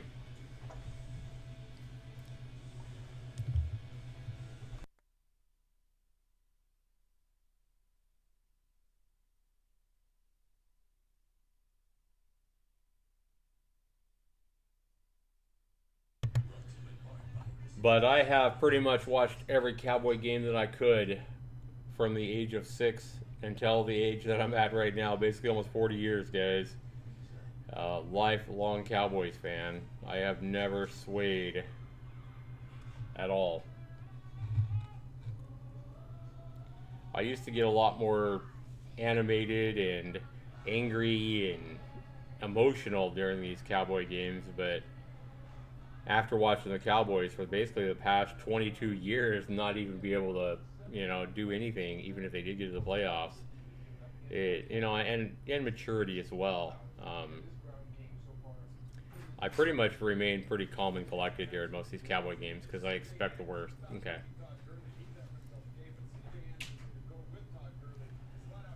So we're at the halftime now, guys, of the Cowboys at the Rams. The recording is going almost an hour and a half now. As much running as there's been in the first half, I'm kind of surprised it took an hour and a half to get to the halftime here.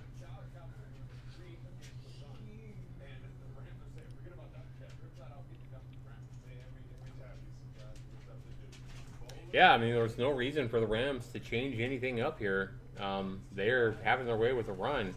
The run is obviously opening things up over the middle to the receivers Woods and Reynolds and Brandon Cooks.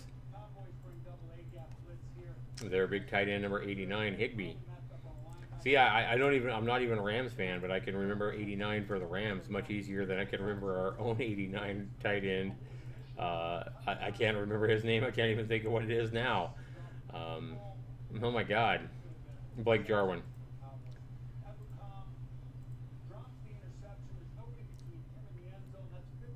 So far, there's been no turnovers. Almost a turnover there from Dak Prescott on that short pass where he's trying to hit Amari Cooper to the left, and instead was lucky we had a drop by the Rams. It was right in his hands.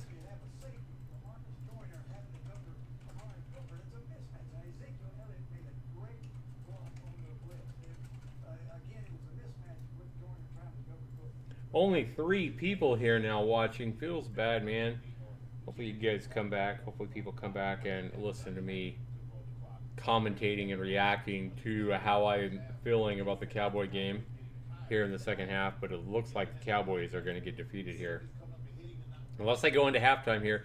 The bad thing here is, I just read that they're thinking about giving Jason Garrett a contract extension and making him the head coach for many years to come for the Cowboys. Well, Jason Garrett, I do respect Jason Garrett. I like the guy. He's a very likable guy. But he's not exactly the kind of head coach that I can imagine going in at halftime here and giving these guys the kind of motivational speech that they need. He's not exactly Jimmy Johnson or, Bill Parcells or anybody like that who I have confidence might be able to go in at half and kick these guys in the ass, especially on the defense, and get them going. But we'll see. We'll see how, if they make any changes at half that can change things up. But if you're a Cowboys fan and know what you got with Jason Garrett and what kind of coach he is, I don't have a lot of faith that anything is going to change here in the second half. I guess the best thing we can hope for is the defense might get a little bit of rest.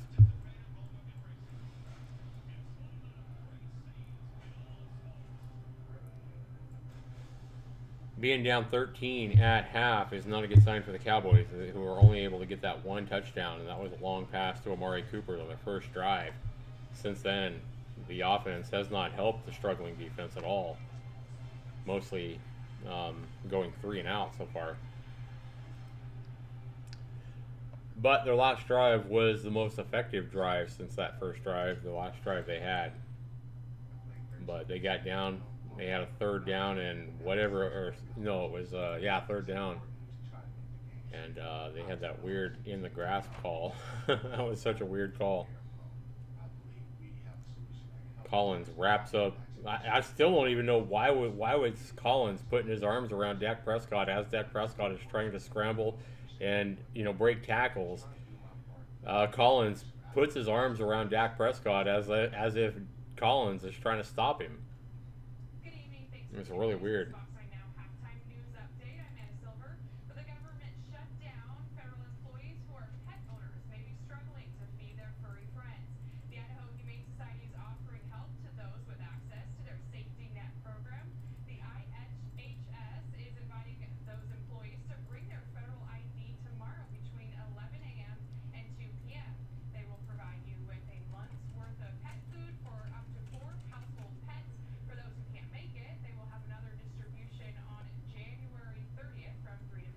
I don't know if you guys can hear my TV in the background, maybe a little bit.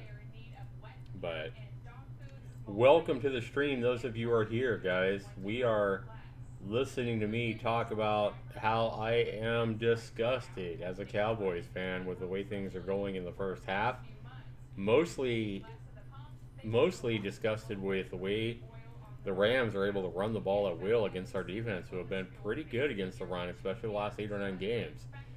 For the Rams to come in and be running to Todd Gurley and Anderson, the running backs, and averaging over 7 yards a carry every time they run the ball is it's embarrassing as a Cowboys fan. The Cowboys defense, the whole Cowboys defense, has to be completely humiliated right now.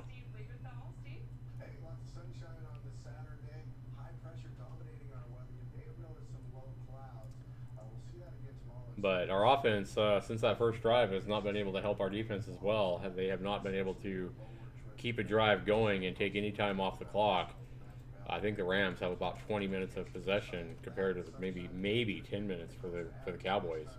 It's a dominant performance by the Rams all the way around.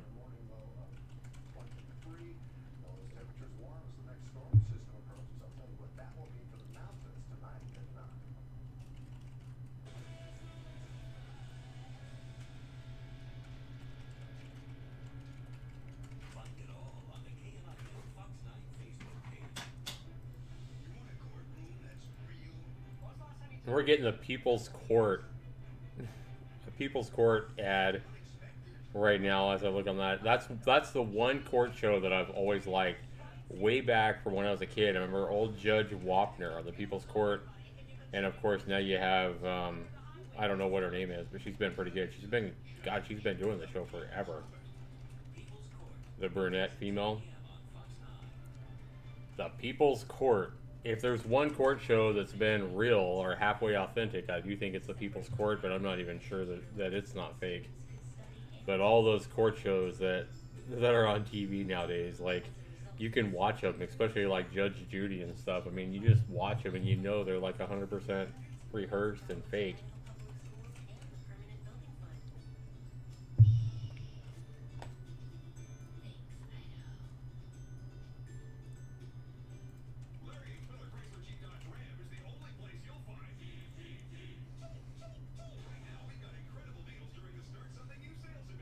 All these advertisements, man. Like, that's all halftime is now, is nothing but ads and ads. They go back to the announcers or into the studio, on the Fox studio. They go back there. I think they went back there for like 20 seconds, and then that was like after 8 ads in a row. They go back to the studio for like 20 seconds and go back to another 10 minutes of ads. You got to pay for these NFL broadcasts somehow, I guess.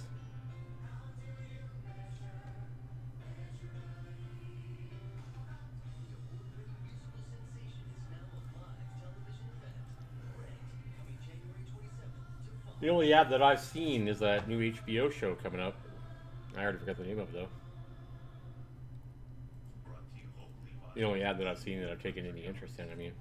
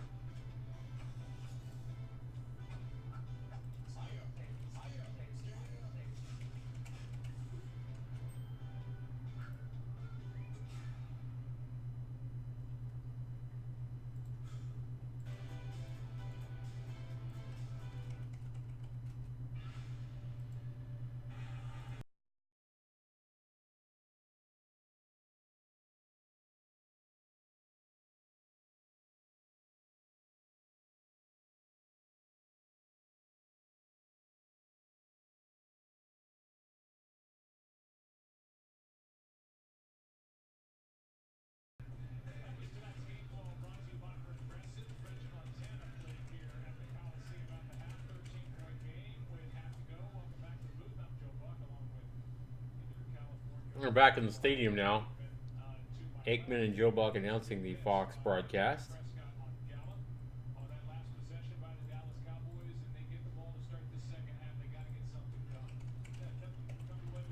Cowboys will get the ball to start the second half. It's important that we can get a drive, keep it going, and go down and score some points. If we only could have got something on that last time we had the ball there in the second half, the Cowboys could have got some points, even a field goal. It would have helped a lot. But again, they got stopped on that weird in the grass call where Collins put Dak Prescott in the grass. But I still want to hear an explanation for that play. It's going to be interesting to see what the hell happened on that one.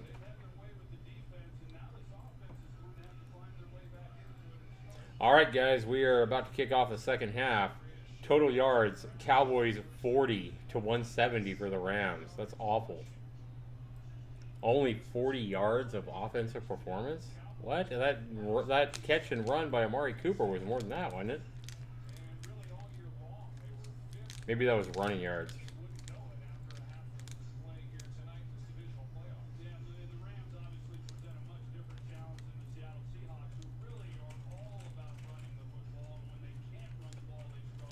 All right, kickoff is happening. Zerline kicks it deep to start off the third quarter, and that's going to be into the end zone and over the head of Jordan Lewis. Cowboys get the ball to start at the 25.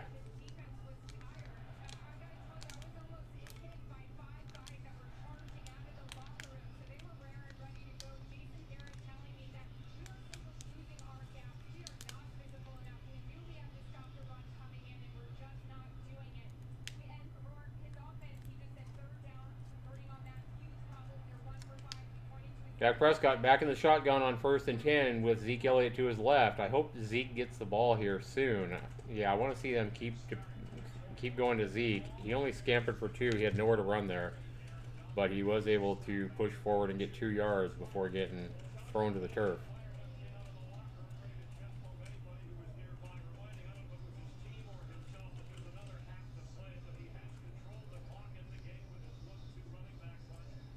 Second and 8 now for the Cowboys.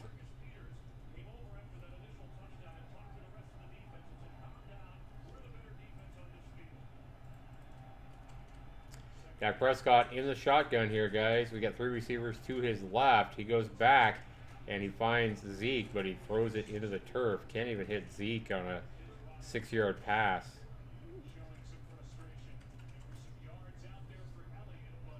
If he would have hit Elliott, Elliott might have had a first down, but he didn't even get close to hitting Elliott, who was wide open on his right-hand side.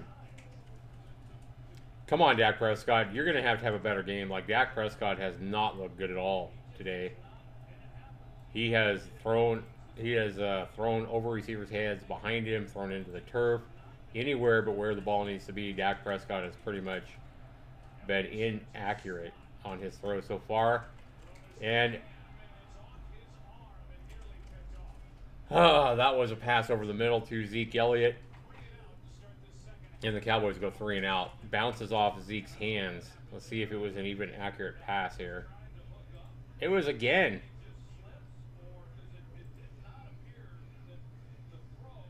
Yeah, I don't think the throw was bad. It looked like Zeke slipped trying to catch the ball. About a 5-yard pass over the middle. It wouldn't have been a first down. Zeke would have had to run for 3 more yards to get the first. But now we have Chris Jones back for 4th and 8 to punt the ball after 3 and out. Not good if you're a Cowboys fan. This is looking very, very ugly. And the sad thing is, guys, is I was getting more and more confidence as this last week went on that we was going to come in here and take control of the game with our running game ourselves with Zeke Elliott. And instead, it's went 180 degrees from what I was confident we could do.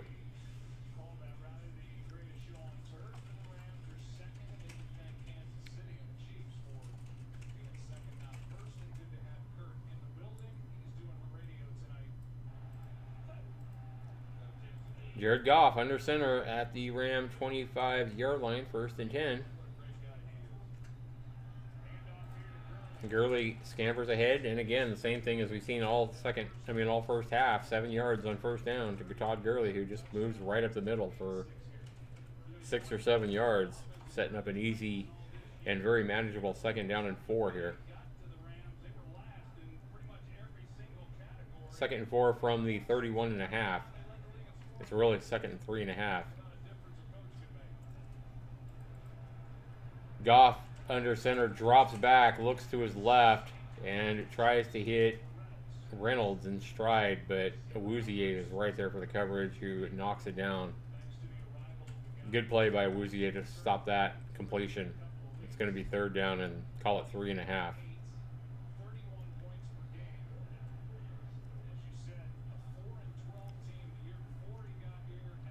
3rd and 4, as they're calling it on the field, but it's more like 3.5 yards. They are not that way away from far away from a first down.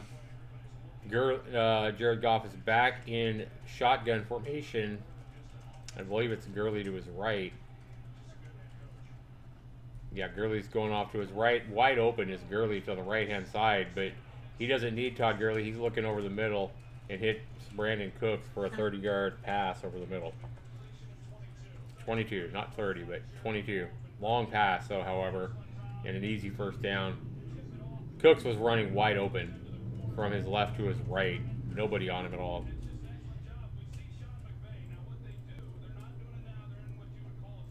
Brandon Cooks is now up to 66 yards receiving on 6 receptions, a nice average of 11 yards per reception. Rams at the Cowboys 46-yard line.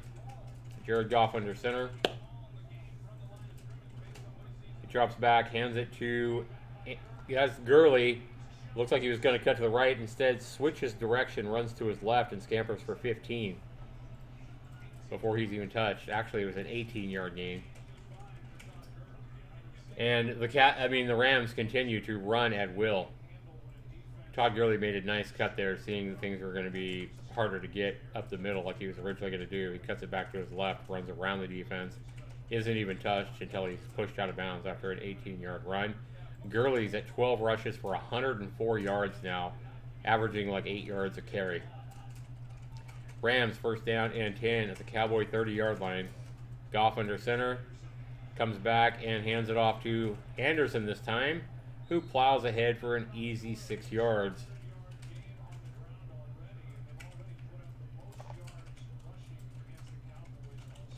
Already, no team has put up more running yards against the Cowboys than have the Rams tonight. 199 yards rushing for the Rams. We're early in the 3rd quarter.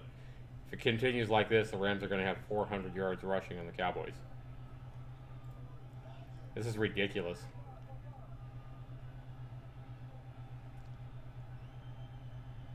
Second and 5 from the Cowboy 24.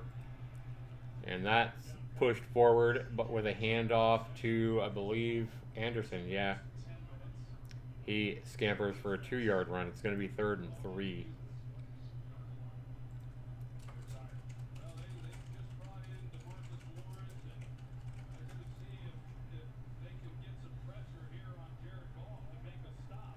Third and 3, we're going to, I don't know why the Cowboys would expect a pass here. Goff is probably going to drop back in the shotgun and try to complete a pass, but if I was the Rams, I don't know why you'd pass here. You're averaging 8 yards a run why not just hand it off to Anderson or Gurley? I mean, there's a 95% chance they're going to cut it for a first down. And that's exactly what they do. He tries to hand it off to Anderson, but it's a fumble. The only reason that wasn't a first down is because there was a fumble on the exchange between Goff and Anderson. He had plenty of room in front of him if they had only got that handoff successful. So the only reason it dropped down was because Woods was cutting. Woods was trying to run for a fake handoff and actually hit him in the exchange, and he's the reason for the fumble. Woods actually bumped into the exchange. So Zerline's going to go for a 44-yard field goal here, and he's going to nail it right down the middle.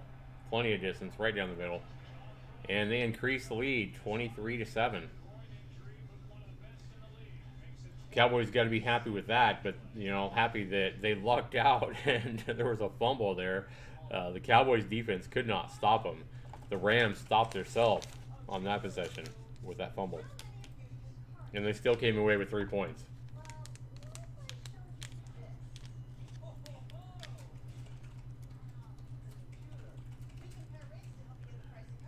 Cowboys, we got to have something on offense. If we want to get back in this game, we cannot wait until halfway through the fourth quarter. If you're a Cowboys fan, we have to get something going on this drive. No more 3 and outs. I mean, we have to give our defense a rest, and we have to put something together. We're not going to win the game scoring 7 points. We're not going to win the game even scoring 14 points. We have to start a comeback now. We need to get a drive going. We need to go down and score some points and give our defense, more importantly, give our defense a rest. And we got to start now. We need to get touchdowns in place of these field goals for the Rams. I mean, that's it. I mean, we're going to need touchdowns as well. So all the pressure on the Cowboys offense right now, because the defense can't do a damn thing tonight. It puts a lot of pressure on our offense. A lot of pressure on Dak Prescott right now. He's going to have to start throwing better passes than what he's thrown tonight so far.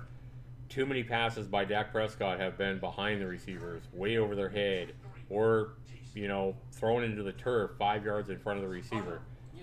Dak Prescott is extremely inaccurate and not looking like what we've seen him look like the past few weeks. Dak Prescott is looking like a mediocre quarterback at best tonight, and the defense is looking very mediocre as well. Now, keep in mind that the Rams offense is a very good offense. I mean, they've made some other good defenses look mediocre as well. But Cowboys defense isn't looking good at all. Yeah, exactly. Dak Prescott isn't helping the matters as well. Zeke Elliott can't get a running game going. It's just not looking good anywhere. I mean, I'm trying to look for any positives I can find anywhere in the Cowboys attack, defense or offense, and there's not a whole lot I can say is looking good right now, except maybe Amari Cooper. 31-7 Rams. Yeah, it's starting to look like that. All right, Cowboys, we're going to need a drive here.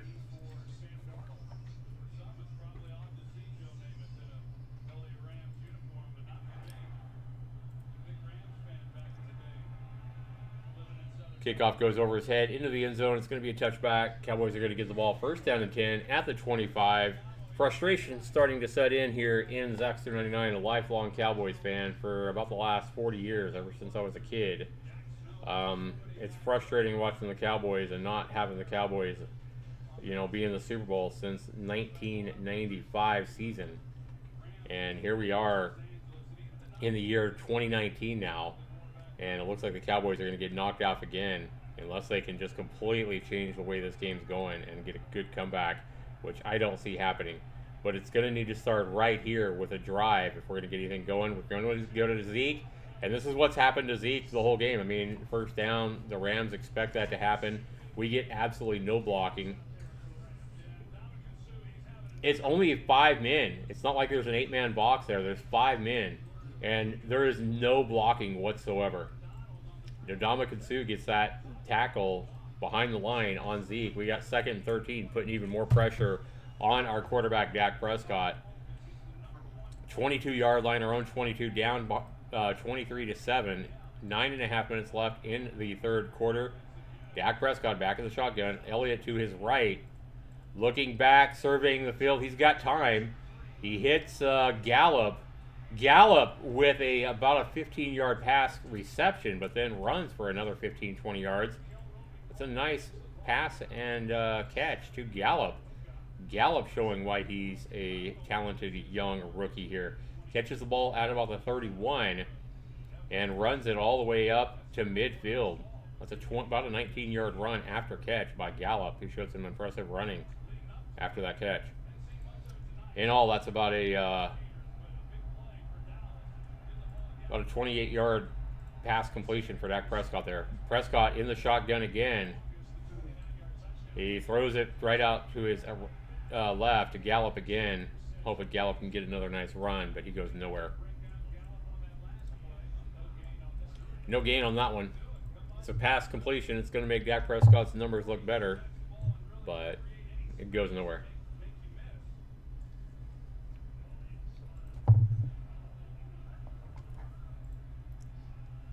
Second and 10. Second and 10 from their own 49. Dak Prescott is going to be back in the shotgun again. He does have Zeke Elliott to his left as an option. He takes the snap. He looked back. He's looking over the middle. He was looking for Cole Beasley there, but again, another poor pass by Dak Prescott goes right into the ground. Beasley doesn't even have a chance for that.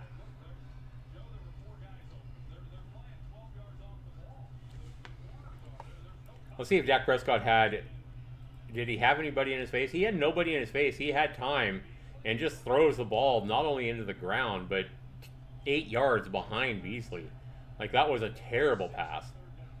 Third down and 10 by Dak Prescott.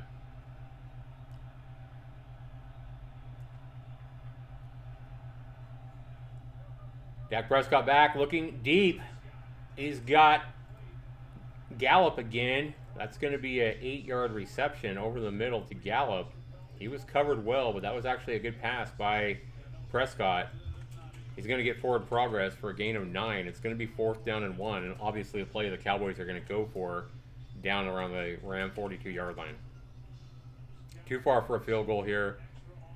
Yeah, I mean, there's no question about it. The Cowboys and Jason Garrett's going to go for this.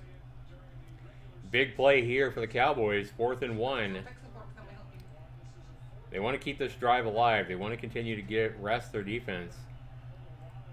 Prescott under center. He flips it off to Elliott, who's going to have the first down. He scampers and runs around using his speed to help him get around the right end there for a gain of 3 on 4th and 1.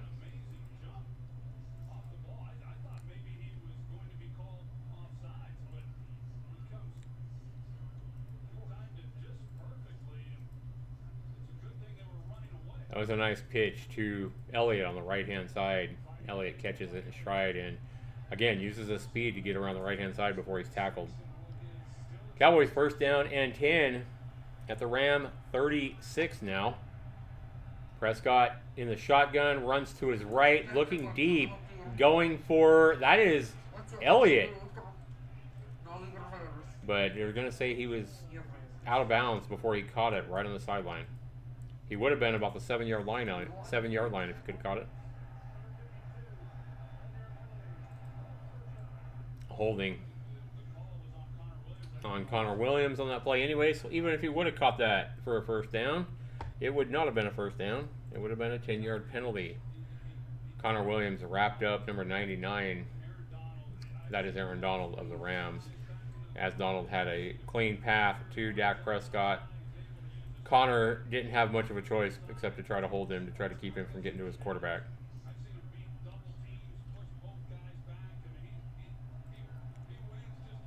First and 20 now for Cowboys. Dak Prescott again back in the shotgun at the Ram 46, 1st and 20. We got 5 wide receivers. Back, Prescott has time. Now he's getting pressure. He runs forward. He throws it deep. And he hits Amari Cooper. Or is that Gallup? That's Gallup. That's Gallup. That was a perfect pass on the run by Dak Prescott, who somehow connected and threw a perfect pass right over the head, right into the arms of a streaking down the left-hand side, Michael Gallup.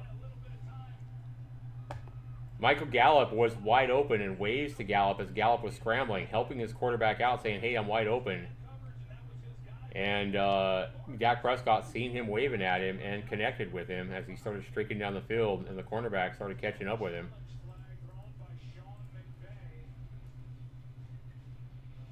Sean McVay threw a challenge flag saying he didn't catch it. I don't see where... I don't know how that would be an incomplete pass. He didn't exactly have full control of it with his hands, like he had the ball was between his left hand and the back of his the back side of his right hand, but it's still a catch unless he dropped it or it touched the ground somewhere and he lost control. That was a good job of controlling the ball by Michael Gallup. I don't think Sean McVay is gonna win this challenge. I don't think. Regardless of that, it was finally nice to see. What is it about Dak Prescott where he seems to throw better on the run under pressure, you know, rolling to his left or right than he does so when he's sitting back in the pocket. Dak Prescott goes back in the pocket even with no pressure and throws the ball into the turf trying to hit a 5-yard pass over the middle. Can't even get close. But then he's under pressure, rolling to his left, desperate, and throws a perfect strike 40 yards downfield to Michael Gallup. I don't understand this. What the hell, Prescott, man? You confuse me, man. You can't hit the easy passes, but the ridiculously desperate and crazy hard passes you hit perfectly. I don't understand that. Yeah, I don't think this, unless they show an angle that I haven't seen yet where the ball comes loose or, you know, something conclusive, I can't see them changing this play on this Sean McVay challenge here on this pass completion to Michael Gallup to set him up on the 2-yard line.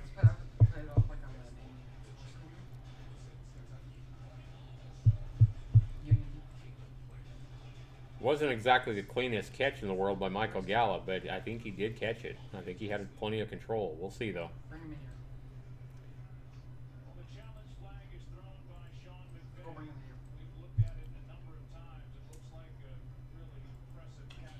Yeah, that's a catch.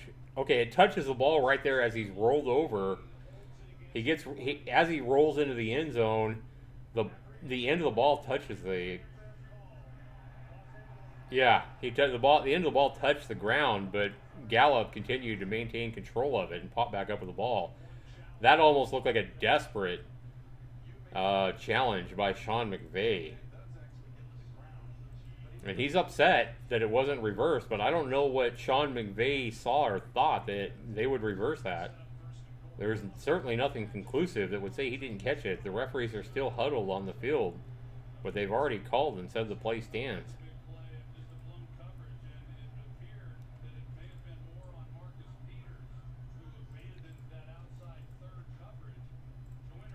That was a great effort by Michael Gallup, the rookie, of maintaining the ball. Like I said before they went to a commercial break there, I was like, I don't see anything or any reason why they would overturn that.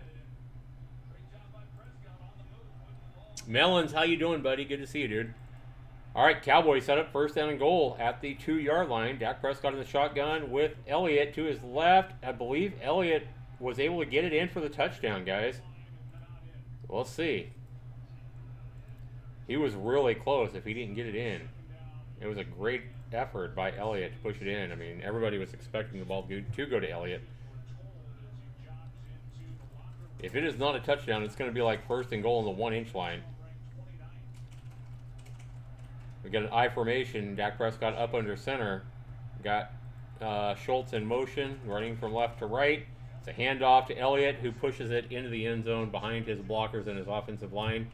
Easy touchdown there on that run by Elliott. Hopefully that'll give Elliott a little more confidence, the offensive line a little more confidence. Yeah, you wouldn't want to go for 2 here. Good call by Jason Garrett by not going for 2 right here. Just kick the extra point.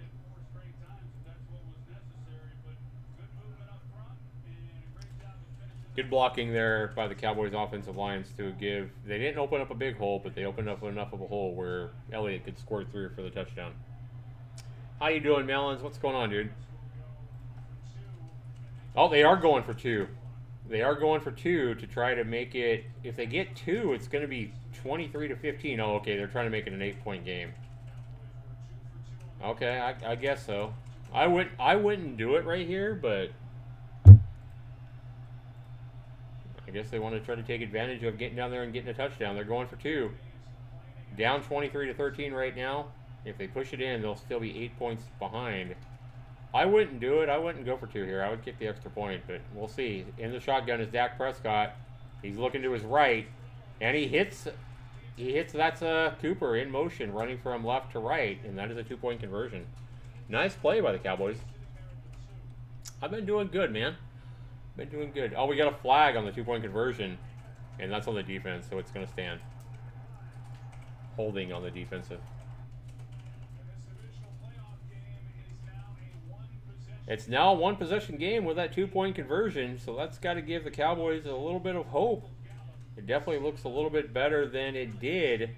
The good thing with that drive is the Cowboys finally gave their defense a little bit of a rest. They maintained ball control. They had the long ball, and they didn't keep it a real long time. But if you're a Cowboys fan, you got to be a little bit more hopeful.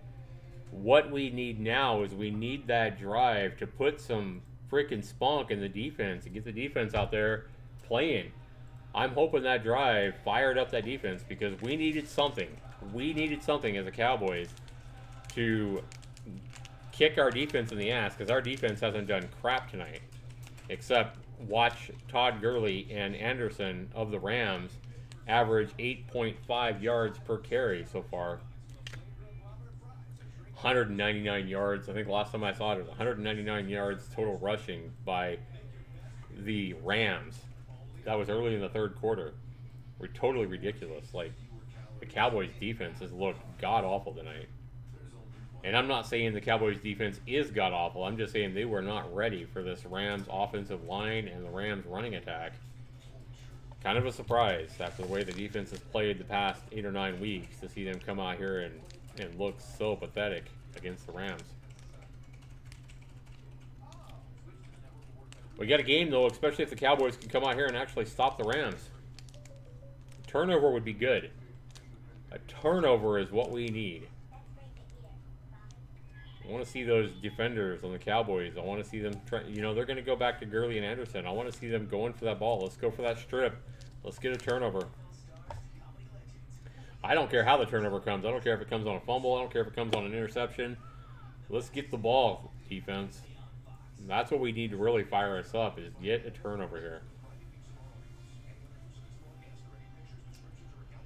Yeah, good to see you, Melons. Good to see you showing up. You guys can see the all the bouncy balls. So if I ever get really excited and the Cowboys are to come back and score a touchdown and tie it up at the end of the game or whatever, or go ahead, that's what I'm hoping for. You might hear me go, Yahoo! And you'll see those balls bounce around like that. But there really hasn't been a whole lot to get excited here for the Cowboys as of yet.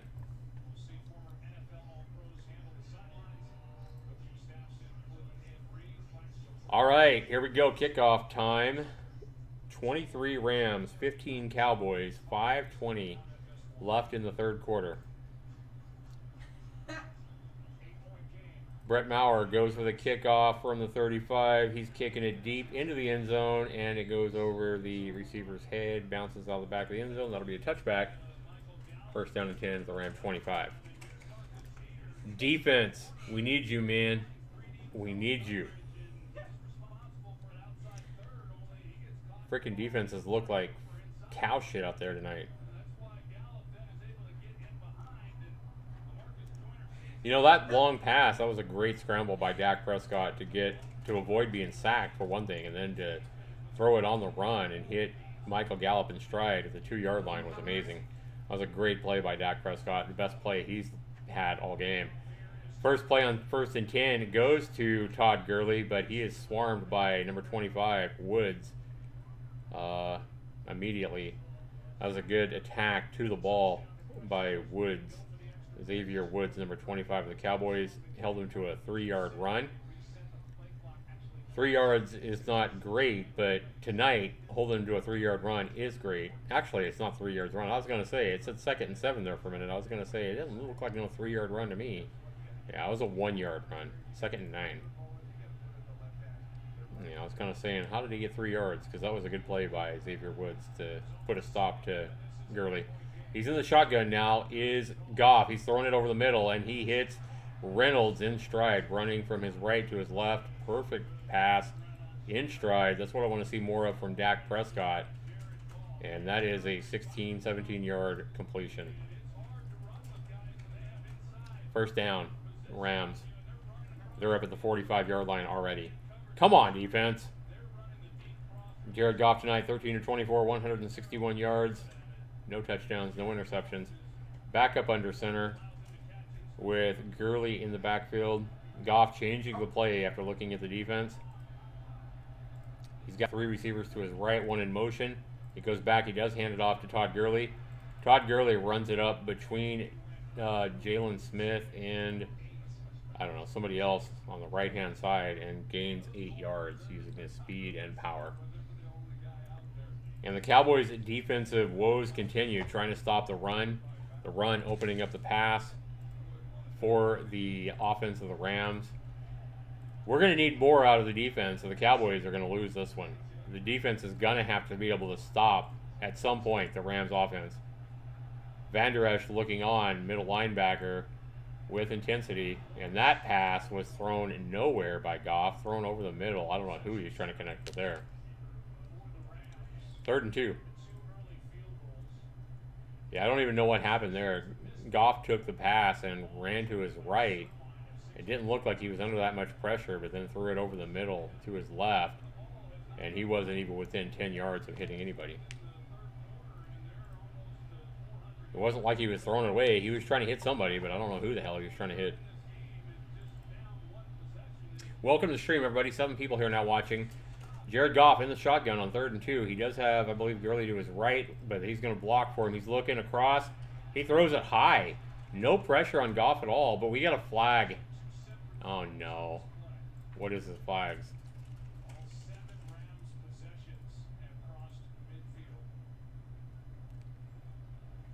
So it looks like it's going against the Cowboys.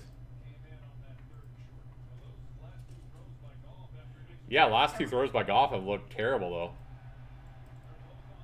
Oh, both penalties are on the Rams. Nice. Decline it. Do not even take it. Do not even take this penalty. Holding declined. Pass interference. Offensive pass interference declined. The Rams are going to have to punt unless they want to go for it on 4th and 2. I don't see why they would. They are up near midfield, though. They might go for it. No, they're going to punt it. Knowing Sean McVay, man, I wouldn't be surprised to see him go for it on 4th and 2. Watch for a fake punt, Cowboys. I would not be surprised at all to see this be a fake punt. You better be ready, Cowboys. And there we go. It's a fake. He's running up to take a snap from center. Is the punter. And it's a fake. Cowboys better get ready. Or is he dropping back now and he's going to kick it? No, he's running up to center. He's going to snap this ball. He doesn't have Todd Gurley back there. Oh, he's just trying to get the Cowboys to move. Yeah, that was all just fake. Trying to get the Cowboys to move. They could take a delay of game. Ooh, we dodged one there.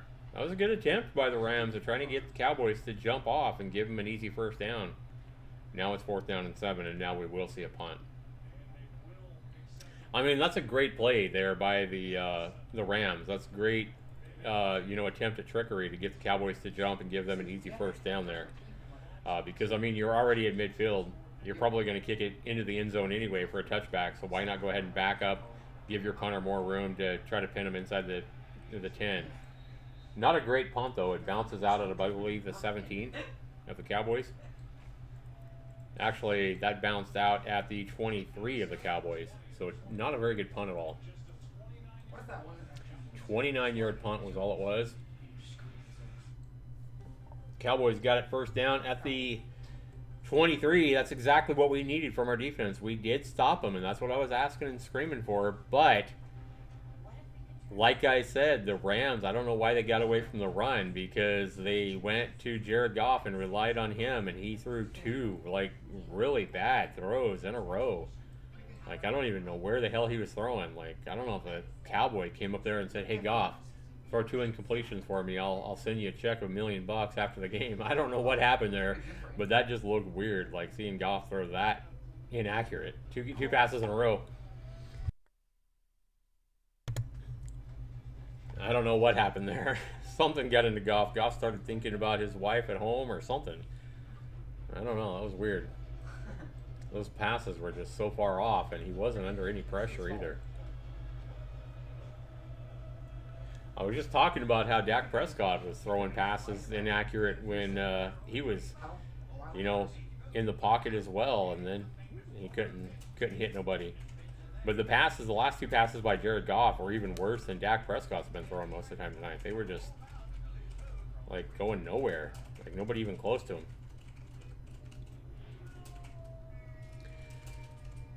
Such weird passes, we don't even know who Goff was trying to hit on either one of them.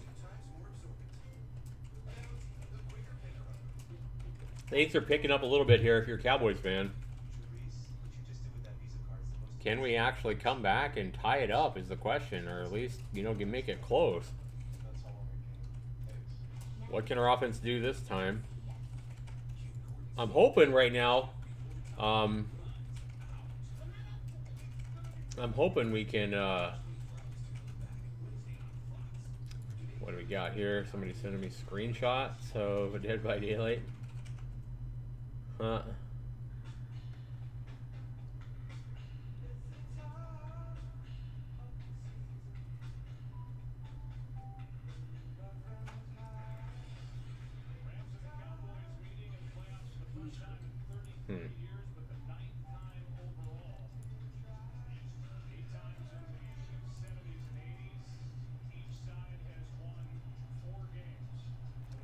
All right, 23-yard line. Come on. Let's get it going to Zeke here with 3:10. Let's start taking some control back. Let's start feeding Zeke. Come on. There we go, Zeke. Come on, buddy. Zeke fighting for yards. He gained 3 there. Fighting for it. He didn't have much of a hole, but he did push forward for 3. Hard run by Zeke Elliott. I'm glad to see him at least make 3 out of nothing there. The way Zeke has looked tonight, I'll take 3.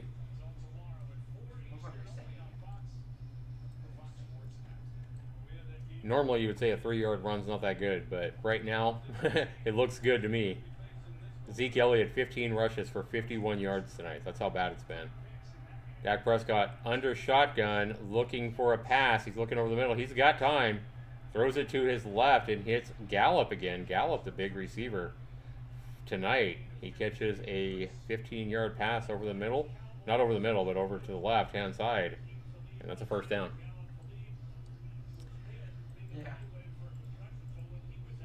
I know Amari Cooper has had, you know, the 2-point conversion and the long touchdown to start off the first drive, but Michael Gallup has been the star of the Cowboys offense to this point.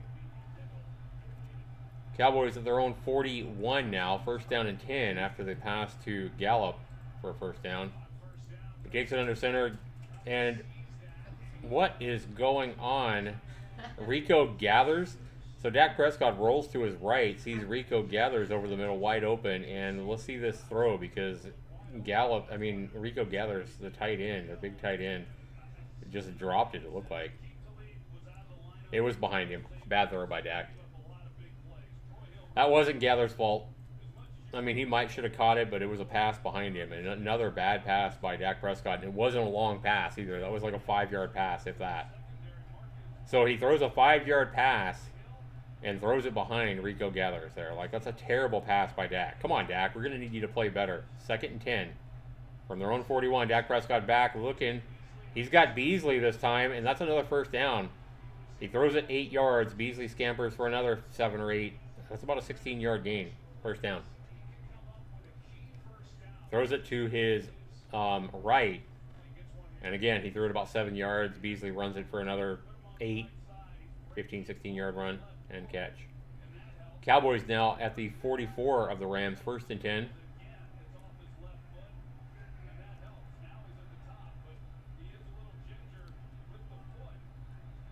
He's up under center. It's going to be a handoff to Zeke, who's going to get hit behind the line by Sam Darnold, number 99. That's going to be a 3-yard loss. 2 or 3 yard loss. And that's what's been happening all night to Zeke Elliott. I don't know how Zeke Elliott's not getting frustrated with this, but no blocking. Like nobody even touched Sam Darnold. And guys, what is going on with whoever just subscribed? I didn't see it, guys. We've had another subscriber. All right. I got my window up so I can see it next time. Thanks so much to whoever subscribed. I appreciate that. All right. 2nd and 14 now by the Cowboys at the Ram 48. Looking for Schultz on the right-hand side, but too far in front of him as he's running from the left to the right. And that was another not exactly great pass by Dak Prescott. 3rd and 14 now. We want to keep this drive alive, guys. Dak Prescott has been able to deliver in these situations before. I'd love to see it again, but tonight the Cowboys are only 1 for 7 on 3rd downs. And this is a long 3rd down, 3rd and 14. I have a feeling that if the Rams apply any pressure at all, this is going to be ugly for the Cowboys. Come on, Dak Prescott. Whatever you do, just don't throw an interception here. He's back in the shotgun. He's looking. He's running. He's throwing to his right. And he's got a catch, I think. It is a catch. And it's Noah Brown, of all people. Somebody with like 2 catches this whole season. Is that a catch? It is. Noah Brown looks like an experienced receiver there, making a great effort to get both feet in down. It's not going to be enough for a 1st down, but it's going to be a half yard away, guys. That was an amazing catch by a very inexperienced receiver.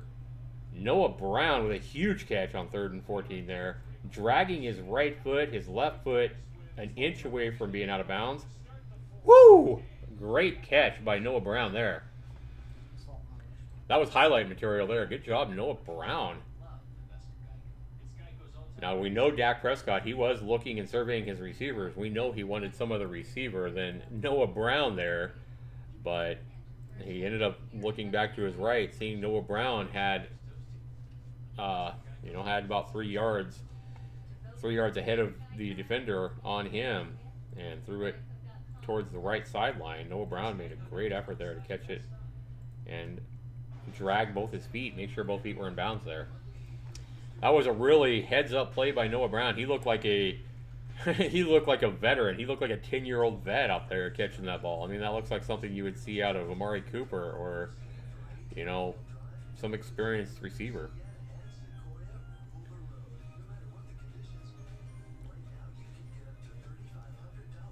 Great catch, Noah Brown. I love that, man, especially on such a big, crucial play.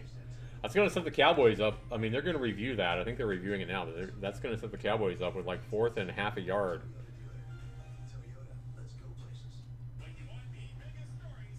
The pass, 3rd and 14, the pass is about 13 and a half yards.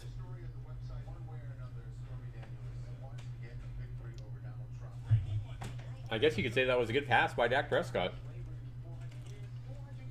I think it was a better catch by Noah Brown, though.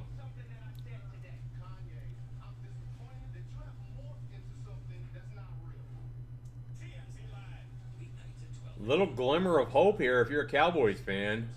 Cowboys are making a game out of it after being down at one point 23-7. They're coming back now, and at least they have some hope of keeping this drive alive now after a 3rd down and 14. Connecting with Noah Brown on the right-hand side, who made an amazing catch to keep both feet in bounds there. Yeah, I don't see any reason why that would get overturned. It was called the catch on the field, and we've already seen 3 replays of it. An amazing catch. Both feet in bounds, full control of the ball.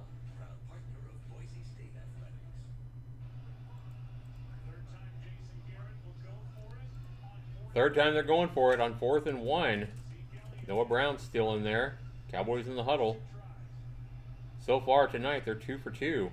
3rd time they're going for it. Hopefully 3rd time's a charm for them as well.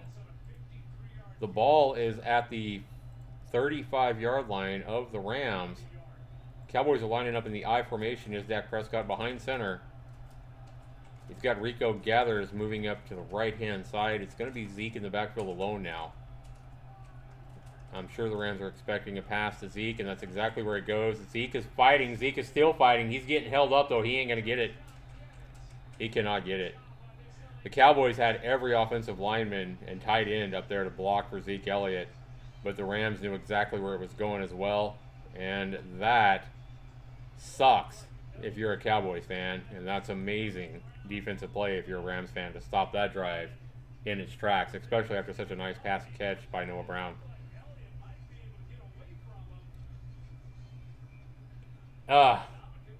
Yeah, I mean, all the effort in the world, but there was, I mean, you had Zeke Elliott there fighting and trying to push against 5 defenders of the Rams at one point here. There's 5 Rams there trying to keep Zeke Elliott from getting that first down.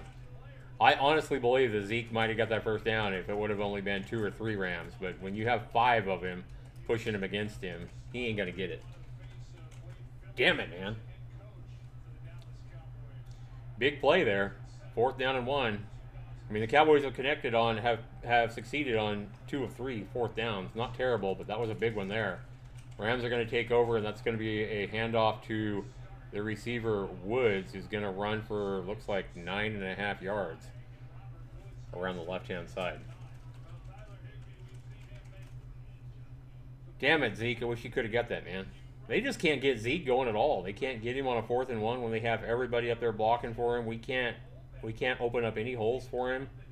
Like, I blame this on Zeke Elliott. I just think our offensive line is not able to open up anything for Zeke, because we know Zeke Elliott. We know when he gets even the littlest hole, he can make something out of it.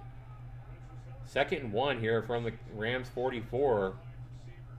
Goff behind center, and it's a handoff to Anderson, who's going to plow ahead for 3 yards and a first down.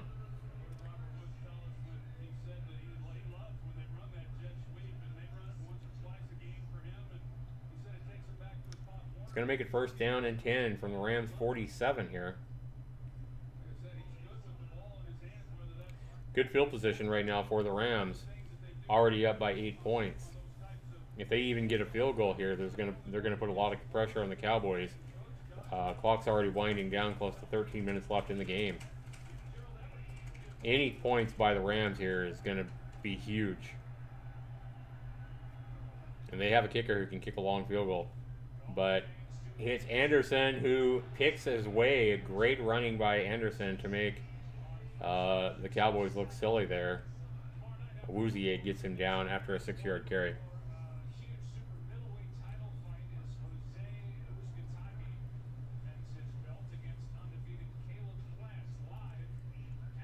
Anderson running from the handoff in the center to the right-hand side, right around the line, and the corner of Woozier has to come back and make the tackle. It's actually a gain of 7. The strong running for the Rams continues, and the poor tackling and poor run defense for the Cowboys continues as well. And so the Rams are going to continue to run it, and why not? Because Anderson takes that ball behind the line and scampers ahead for a 10-yard first run and a first down on 2nd and 3. The Cowboys are just looking pathetic against the run tonight. Like, that was Van Der Esch, who we've seen all year make nothing but play after play after play, and he doesn't push Anderson out there until Anderson's already scampered for 10, 12 yards.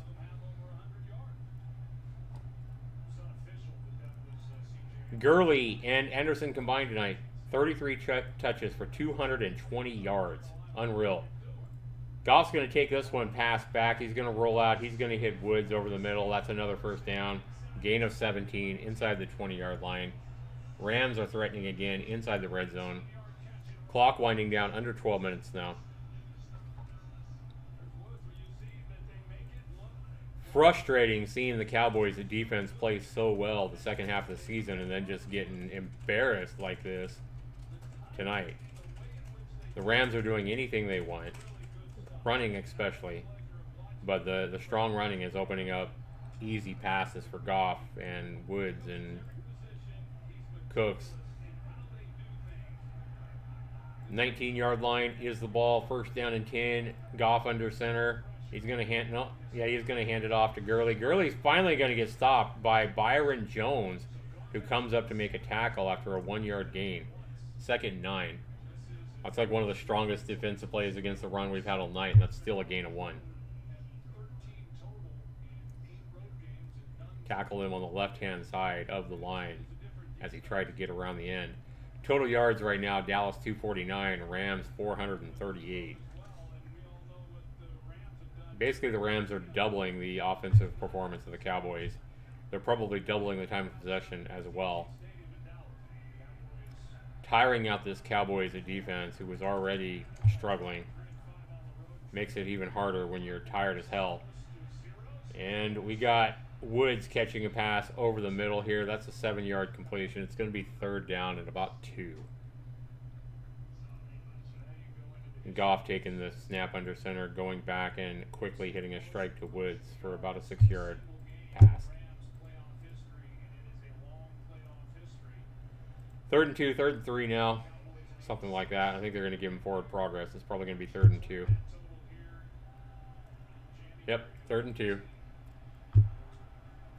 Come on, Dallas. Come on, defense. Get strong here. Hold them to a field goal. Do not let them get in the end zone. 3rd and 2. We need to stop here, defense.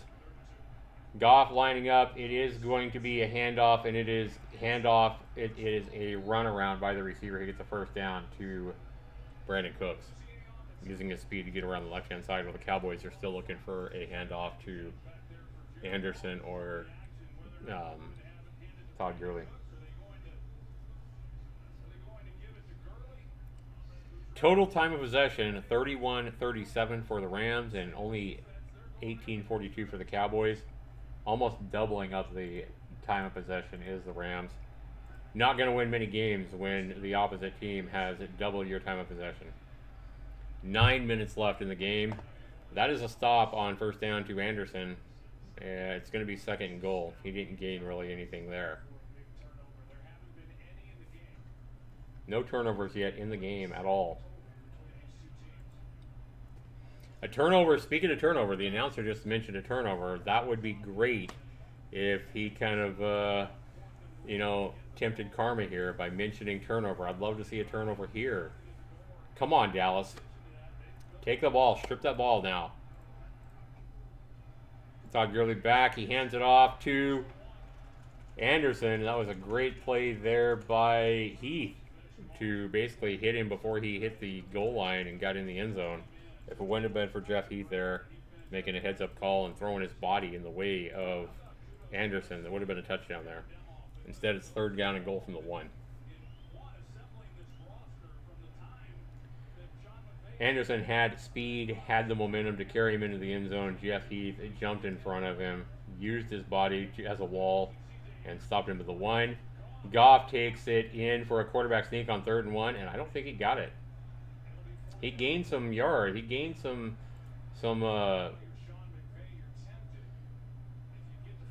he gained a little bit, but I think it's going to be 4th and goal from the 1-foot line here, guys.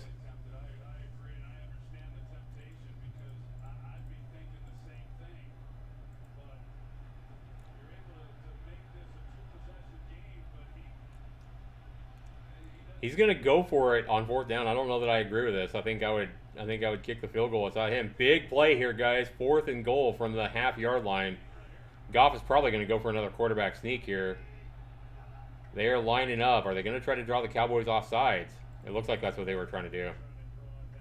Yeah, they were just trying to draw the Cowboys off sides. I think it would be silly to go for a 4th down and 1 from the half-yard line there, because you risk, if you don't get it, you're going to give the Cowboys the opportunity to tie the game up with a touchdown and a 2-point conversion. Kick the field goal, make it a 2-possession game.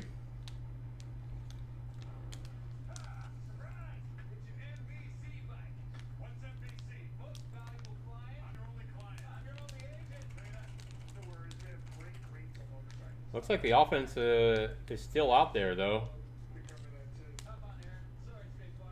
After I believe they called a timeout. Still 4th and goal from the inside the 1-yard line, guys. They still have their offensive team out there. they are going to go for it, actually. They tried to get him off sides. I figured they were just going to kick the field goal after trying to get him off sides and then burning their timeout as the play clock ran down. Yeah, I figured they were just going to kick the field goal, but no, they're still out there ready to go for it. Got a little bit of extra time to think about what they're going to do. Huge play for the Cowboys. If the Cowboys can stop him here, this is going to be huge. It is a handoff, and it's in. Touchdown, Rams. Anderson barrels through on the left-hand side of the line. He didn't go all the way to the left, but left-hand side of the line. And just finds a nice hole and barrels through full speed. Easy touchdown.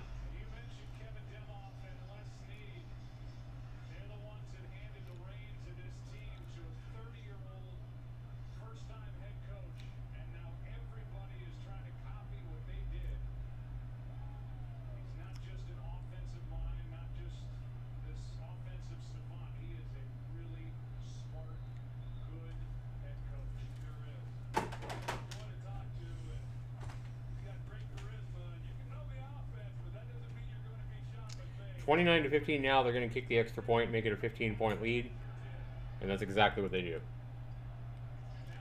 Only 7 minutes and 16 seconds remain in the game, guys. The Cowboys are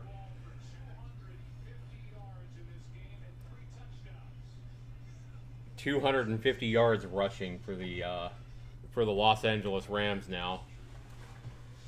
A game I really expected the Cowboys to do a lot better job of stopping the run than the Rams would do stopping Ezekiel Elliott. Instead, it's been exactly the opposite of what I thought.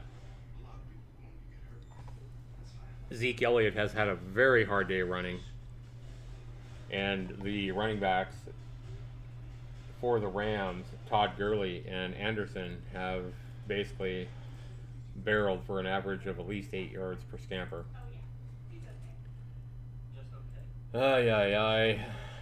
When are the Cowboys going to do something in the playoffs and make it to the Super Bowl again? We haven't seen the Super Bowl since 1995. Well, actually 1996, but it was from the 1995 season. It's been 23 years now since the Cowboys have been in a championship or a Super Bowl, and that number is going to increase because the Cowboys are going to have to look on and hope that they can get back into the playoffs next year.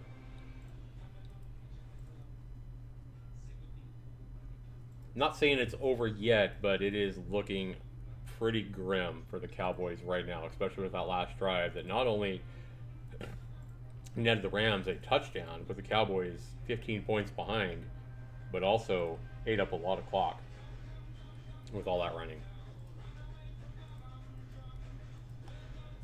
Ton of pressure on Dak Prescott. We've talked about, a lot of people have talked about Dak Prescott and how good he's been in clutch situations behind with everything in the world.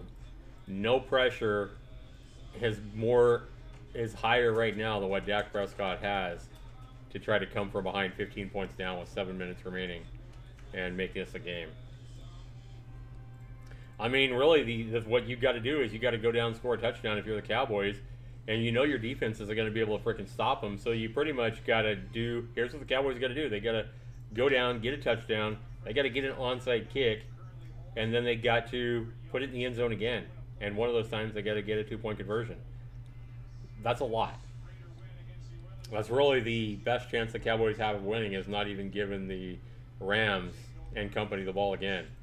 So you need to drive down, score a touchdown, get an onside kick, which the odds are against you there, and then drive down, score a touchdown again.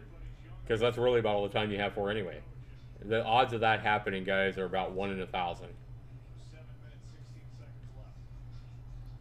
Hey, anything can happen, right? Come on, Cowboys. If the Cowboys ever needed a miracle, now's the time. We need a miracle, Cowboys.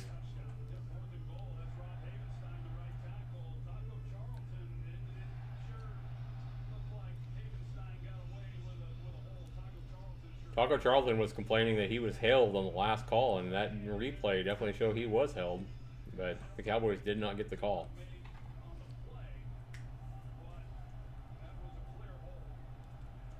Very clear hold. Dak Prescott back in the shotgun from the 25, as you would expect, being down 15 points in the second half of the fourth quarter. And he hits Gallup again. Who else? His go-to man in the second half for the Cowboys, and that's a gain of 20, I think. Nice pass and catch from Dak Prescott to his upcoming rookie receiver out of Colorado. It's actually a gain of 24 yards to Gallup. They're up at their 49 already. Prescott in the shotgun again. He's looking downfield. He's got time. He tried to hit Gallup again. It was a hard catch for Gallup to make. He was covered well. Only going for a pass of about 5 yards over the middle there. And that was actually deflected by the cornerback Peters. Peters got his hand in there and kept that from being completed. Dak Prescott taking a big hit from Ndamukong Suh on that one. Knocked down to the turf. 2nd and 10 from the Cowboy 49. If we ever needed a miracle, Cowboys, this is it. Come on, Dak Prescott. We need you throwing better than you've thrown all night. Come on. They try to run to Zeke again when the Rams aren't even expecting it, and Zeke still can't get nothing. The Rams are protecting the pass here, up 15 points. The Cowboys try a run, a surprise run to Zeke. He gets 1 yard. This is what I'm talking about. Like, the Cowboys cannot run Zeke at all. This is a huge surprise. I wouldn't have bet on this with my life. Or I wouldn't have bet anything. I would have bet a lot that this would not have happened. Like, I would have easily bet that Zeke would have got at least 60, 70, 80 yards rushing. That is a pass there on 3rd and 9. That's going to go to Cooper. He's going to get 7. That's going to be 4th and 2. And the Cowboys are definitely going to go for it here. Desperate. Down at 6 minutes left. 4th and 1. He got it to Cooper on about a 6-yard pass. Cooper tried to get the 3 yards he needed for a first down, but he was stopped short. This is a long 1 yard. 4th and 1 from the Ram 42. A long 4th and 1. 4th and 1.5 really. Dak Prescott back in the shotgun on 4th and 1. This is what I'm talking about. The Cowboys can't rely on Zeke Elliott to get that 1 yard as they usually could have done in the season. And it's a timeout.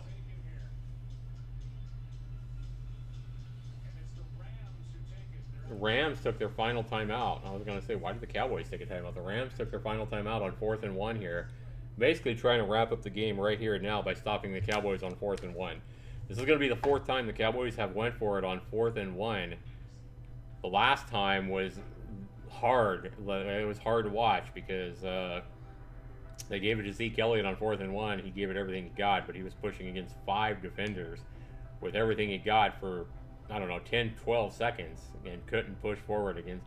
Like I say, I think if he would have only been pushing against 2 or 3 Rams, he might have been able to push that for a first down, push that over that first down line, but he had 5 defenders pushing back against him, and he just couldn't do it.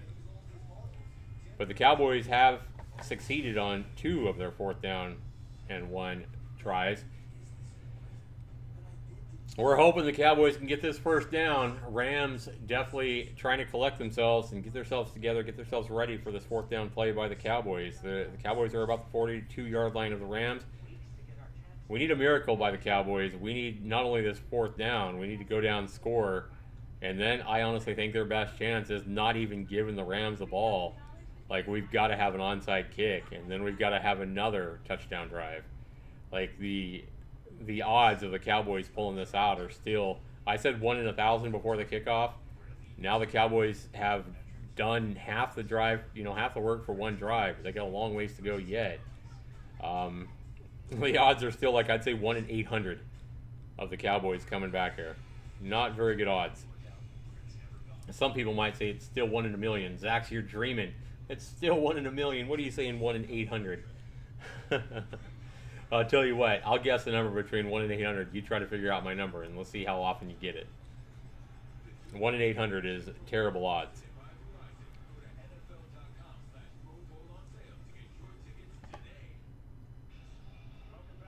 The odds are going to increase just a little bit if we can get this 4th down. If we can get this first down on 4th and 1 here. Zeke Elliott lining up in the eye, or not in the eye, but right behind Dak Prescott under the center. Rams are making a lot of noise in the crowd. Unfortunately, half the crowd is probably Cowboys fans, even though it's in LA. But all the Rams fans are up on their feet, waving their Rams flags around, making noise for this 4th down and 1 carry to try to stop this drive and shut out pretty much all hope for the Cowboys. Dak Prescott runs back. It is a fake to Zeke, and it's going to be Dak Prescott running around the right-hand side. He gets a first down. It's a 4 or 5 yard run over the first down marker and a slide. It was a keeper all the way. That's exactly how it was designed. And he needed 1. He got 2. Dak Prescott now on 1st and 10 from the Ram 40. Back in the shotgun. Zeke Elliott to his right. He is going to throw to his right. He's going to hit Cooper at the first down marker at the line of scrimmage. That's a catch. It's going to be about a 7-8 yard gain to Cooper.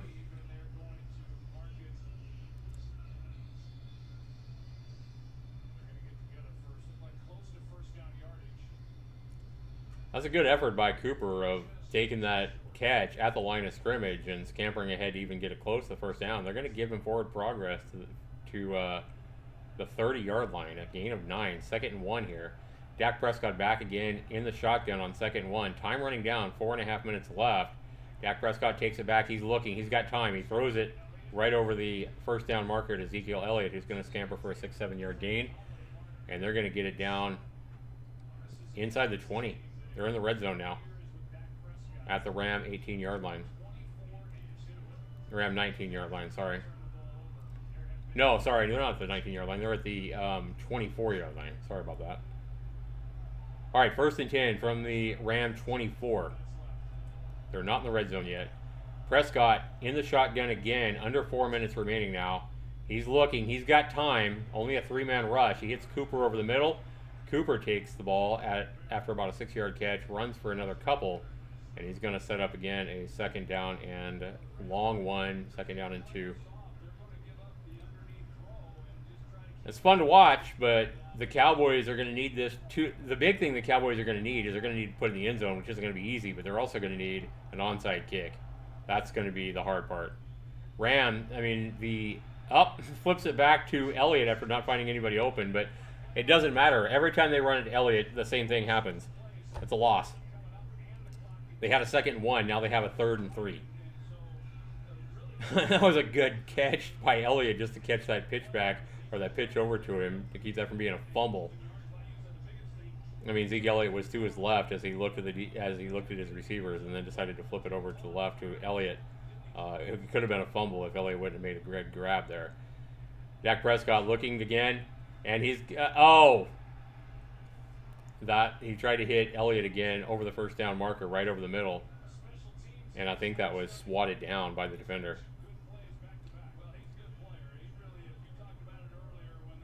Yeah, that was swatted down by the Ram defender. Who was it? Number 58?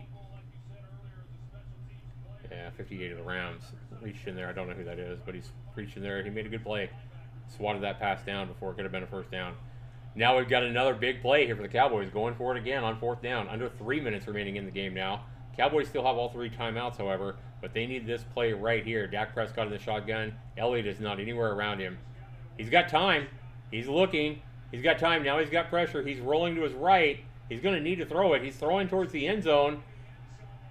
And we got a flag coming down as he had Cooper in the very back corner of the end zone. I didn't see any kind of contact, but Dak Prescott didn't throw it far enough to hit Cooper, I think he was pushed out. Yeah. Talib pushed him out of the back of the end zone. That's going to be a call on Talib. That's going to be 1st and goal at the 1 for the Cowboys. It is against Talib. I mean, he basically took Amari Cooper, who was running in the back of the end zone, and pushed him out of bounds. Pushed him out of the back of the end zone. That's illegal. The referees are talking about it, but they call it pass interference on Talib, as it should have been. It's going to be 1st and goal from the 1. 2:43 remaining.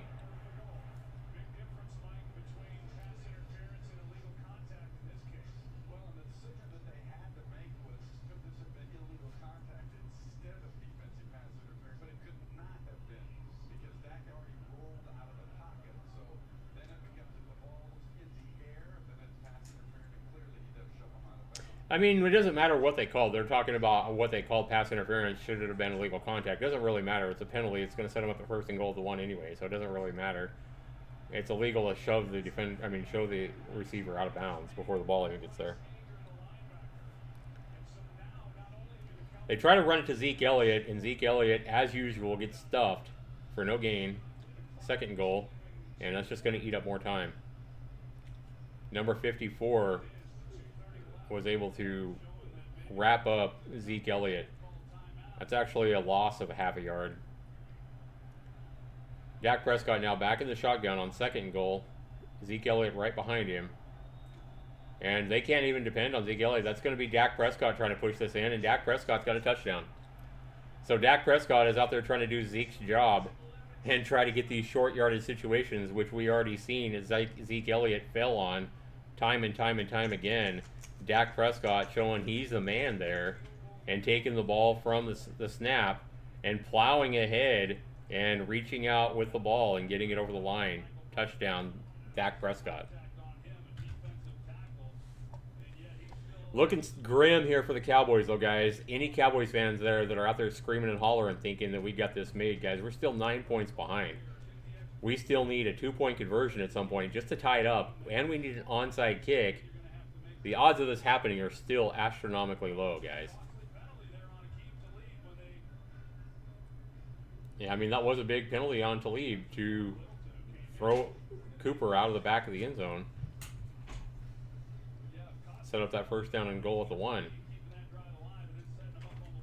But if I was a betting man, I would still bet big money the Rams are going to pull this out.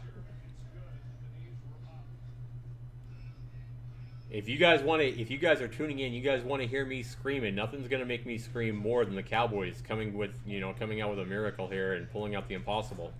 But I don't expect it to happen, so I'm definitely not going to be angry about this. I'm disappointed, and I'm kind of surprised that the Cowboys weren't able to put up a better performance, especially defensively.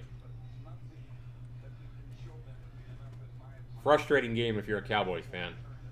I mean, getting this touchdown here is just a little bit too much, too late. And the bad thing is I don't trust their defense. Like, our defense has been so strong the last 8 or 9 games. Like, even if we had 5 minutes left in the game, I would not trust kicking it off deep to the Rams. I would still kick an onside kick even if we had 5 minutes left, because we've seen that our defense cannot stop the Rams at all.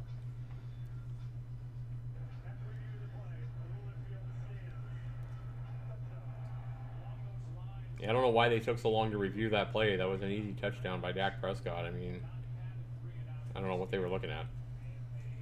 So the Cowboys here behind 21-30, 9 points down, and they're just going to go ahead and kick the extra point here and save the 2-point conversion, for a situation where they do somehow score again. I don't see that happening, but yeah, he does have to make this. If he misses this, then it's game over for the Cowboys. He does connect. Brad Maher does connect on the extra point, which extra points this year have not been given. They're not a given anymore. We got an 8-point game again. I mean, there's hope for the Cowboys, just not a lot of it. Now, we talk about the odds, guys. I'm still going to say the odds are astronomically low, even after that touchdown by the Cowboys. The odds are still like 1 in 500. If you're a Cowboys fan thinking we got this or we got a chance, no. We got 1 in 500 chance, I'd say. Really low odds. So, it was 1 in 1,000. I said the odds of us coming back were 1 in 1,000 before that last touchdown drive. Now I'm going to say they're 1 in 500. And it's going to drop a lot more, if the Rams get this onside kick. The Cowboys are going to go for an onside kick. The odds are going to increase quite a bit if the Cowboys can get this onside kick. So there's a lot on this onside kick coming up. This is where most of it is. If the Cowboys can somehow manage to get this onside kick, then their chances of coming back is going to be drastically increased. I would say 1 in 500 now. If the Cowboys get the onside kick, I'm going to say it's going to go all the way up to like 1 in 20 or 1 in 30 or something. Right now, I'm going to say it's 1 in 500. May not be quite that low, but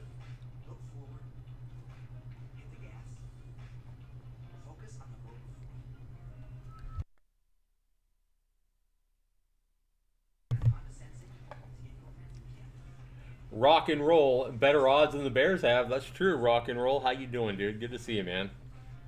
Yeah. Well, at least we pulled out a big drive there. I mean, that was a nice drive to see. But when all hope is lost, you know, and you're really thinking you don't got a chance, seeing a drive like that, it's like, you know, the Rams are giving up those short out passes and the passes over the middle and stuff like that on that drive.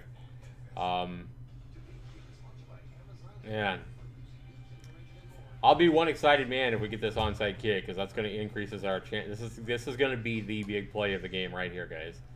This onside kick. This is what we need right here. This is the play of all plays we need. We cannot give the ball back to their... If they kick it deep, I would be shocked. We cannot give the ball back to their offense. I know we got all 3 timeouts, and typically that, you know, that's probably what you would do. But not tonight, not with the way our defense is playing against their offense, the way their offense is averaging over 8 yards per carry on the rush. We've got to kick the onside kick here. It looks like he's going to kick it deep. I would shock me if he kicked it deep. Are they really going to rely on their defense here? They are going to kick it deep. What in the hell are they thinking? I know the odds of getting an onside kick are astronomically low.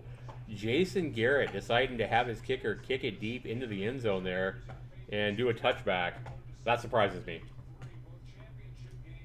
My eyes are crossed for the tight end. Yeah, I hope so, man. Let's hope so. Rock and roll. I think you meant your eyes are crossed for a touchdown, Cowboys. We got to get the ball back first. We could have got the ball back there with an onside kick recovery. I think that would have been way better chances of getting that than getting the ball back here, or actually just stopping the Rams. We're going to have to use all our timeouts, and we're going to have to keep them from getting a single first down. And that's a way to stop him, but he tripped up. That is Gurley tripped and got one. The only reason we stopped Gurley there is because he tripped. He tripped and only got 1 yard. He still fell forward for a yard. 2nd down and 9. 2:07 remaining in the game. The Cowboys quickly call a timeout. 1 of their 3 remaining. They have 2 left. All right, well, the odds just went up a little bit less, guys, with the Cowboys maybe have 1 in 400 chance now with that first down stop. But we've got to stop them 2 more times on defense. We cannot let them get a first down. We have to stop them. 1 first down, and it's pretty much game over. Come on. Come on, Cowboys defense. We need you all night. Right now is the time. Play like you've never played before. Get in there and stop him. Get him. That is a good play. That is Sean Lee grabbing him. DeMarcus Lawrence and Sean Lee grabbing a hold of Anderson. The odds for the Cowboys coming back just went up again. And the Cowboys used a 2-minute warning there. Clock stopped at 1:59 after the play. Cowboys still have 2 timeouts left. It was a gain of about 2 or 3. 2. So it's 3rd and 7 here. Not only are those first 2 plays great by the Cowboys, guys, but we've put them in a situation where they have to get 7 yards on 3rd down. So now we've put them in a situation where they're trying to get as much time off the clock as they can. They're using this 2-minute warning, and Sean McVay for the Rams is thinking, okay, do I pass it here and try to get this first down, or do I run it? Don't rule out an interception. Man, an interception right now, rock and roll, would be fucking huge, dude. If we could get an interception right now, oh my God, you would hear me freaking holler louder than shit. But I don't expect that. I expect Jared Goff to be extremely safe with the ball. I wouldn't be surprised if the Rams just go for another run here. I mean, they're averaging 8 yards a carry on the run, even when the Cowboys were expecting it. So chances of the Rams getting a first down on a run in 3rd and 7, it wouldn't surprise me at all. But if they do, it's game over for the Cowboys. If they pass it and they get a first down on a pass, it's game over for the Cowboys. First down, it's game over. We need 1 play, guys. 1 play. And with 3rd and 7 here, the Cowboys' odds of coming back, I'd say, have went down again drastically. I'd say we're all the way down at 1 in 100 right now, guys. I would say the Cowboys have went from 1 in 1,000 odds of coming back to 1 in 100 now. So It's still astronomical odds. I mean, I say guess the number between 1 and 100. You try to guess that number. Yeah, it's going to be pretty hard to freaking guess that 1 in 100 number. Especially when you only have one try. Not going to do it. But our odds are going up. And I don't know. I'm just giving you my heartfelt, just out of the blue odds, guys. But we have definitely drastically increased our odds of coming back into this game from where we were when the Rams went up, 30 to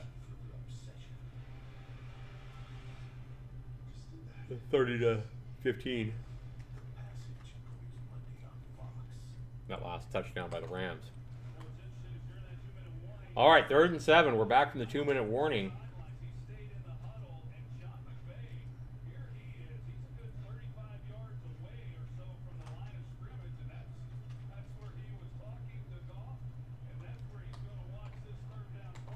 What? Sean McVay watching the play instead of from the line of scrimmage 35 yards down the field? What the hell? That's weird. Anyway, they're lining up, and it is a play. It's a rollout by Goff, a fake handoff, and he's going to get the first down. It's a scramble, and that is it for the Cowboys, guys. Perfect play call by Jared Goff and McVay and company. He basically faked the handoff, took the ball around the right-hand side. Cowboys didn't expect that at all, a quarterback sneak. He gained 8, we needed 7.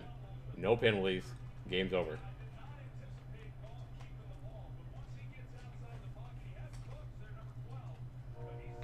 Great play by Goff to keep the ball away from the Cowboys again. And all they need to do, guys, now, if anybody's thinking the Cowboys have any hope left, no, it's over. All the all the Rams have to do now is kneel. The Cowboys, they call their second time out with 1:51 left, but yeah, I don't really think there's.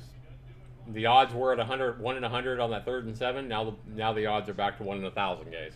Back to 1 in 1,000 or more right now.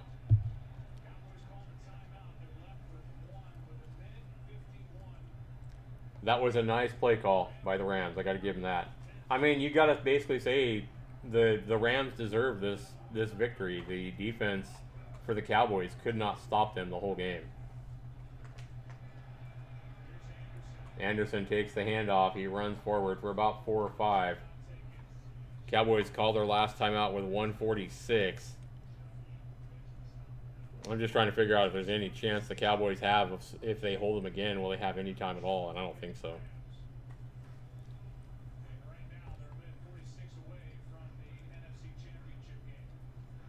2nd and 5. I mean, they got a glimmer of hope, but yeah, we're looking at astronomically low odds right now, guys. 455 total yards tonight by the Rams. So if they hold them here, there's no timeouts left. The Rams are going to be able to work this down to 1 minute left. Then they're going to run a 3rd down play. The Cowboys would have to stop them 2 more plays. They only need 5 yards for a first down. That would definitely wrap it up. The Cowboys might get it back with like 15 seconds left or some crap if they can hold them, but they can't. It's another first down, and the game is definitely over right now. That is in a 6-yard carry by Anderson. The Rams have about 300 goddamn yards of rushing against this Cowboys defense, who looks like, my local high school defense against the Rams tonight.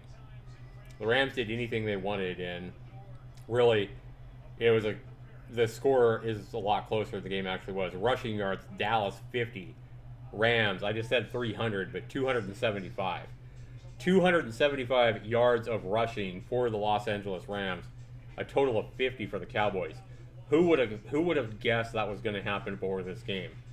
I think most people would have thought the Cowboys would have had at least close to 100 yards rushing by Ezekiel Elliott. And, they might have thought Todd Gurley did all right. But I think most people probably would have thought the Rams was going to beat the Cowboys through the air, with their aerial attack and Jared Goff hitting receivers like Woods and Higbee and Brandon Cooks. No, I don't think a lot of people guessed the Rams would have been the team that had 275 yards of total rushing. In fact, if I would have been a betting man and I had to bet beforehand, if I would have known one of the teams was going to get 275, I would have said, hell yeah, Zeke's going to run wild. It's going to be Zeke. I would have been super confident. This is a surprise to see the defense come out and look this bad against the Rams. They did. That's what Troy Aikman just said. The Rams came out and beat the Cowboys at their own game, and that's exactly what they did. The Rams did to the Cowboys tonight what the Cowboys have been doing to teams the whole second half of the season. And what a heartbreaking loss if you're a Cowboys fan, especially after seeing the Cowboys perform so well and winning 8 out of 9 games before coming into this game. And now, that's it, guys.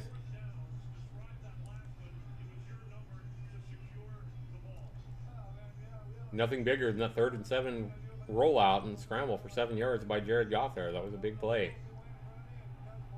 Not that the Cowboys would have came back and tied it up had they got the ball again, but it would have been interesting to see. Would have been interesting to see what would have happened if the Cowboys could have stopped him and got that punt.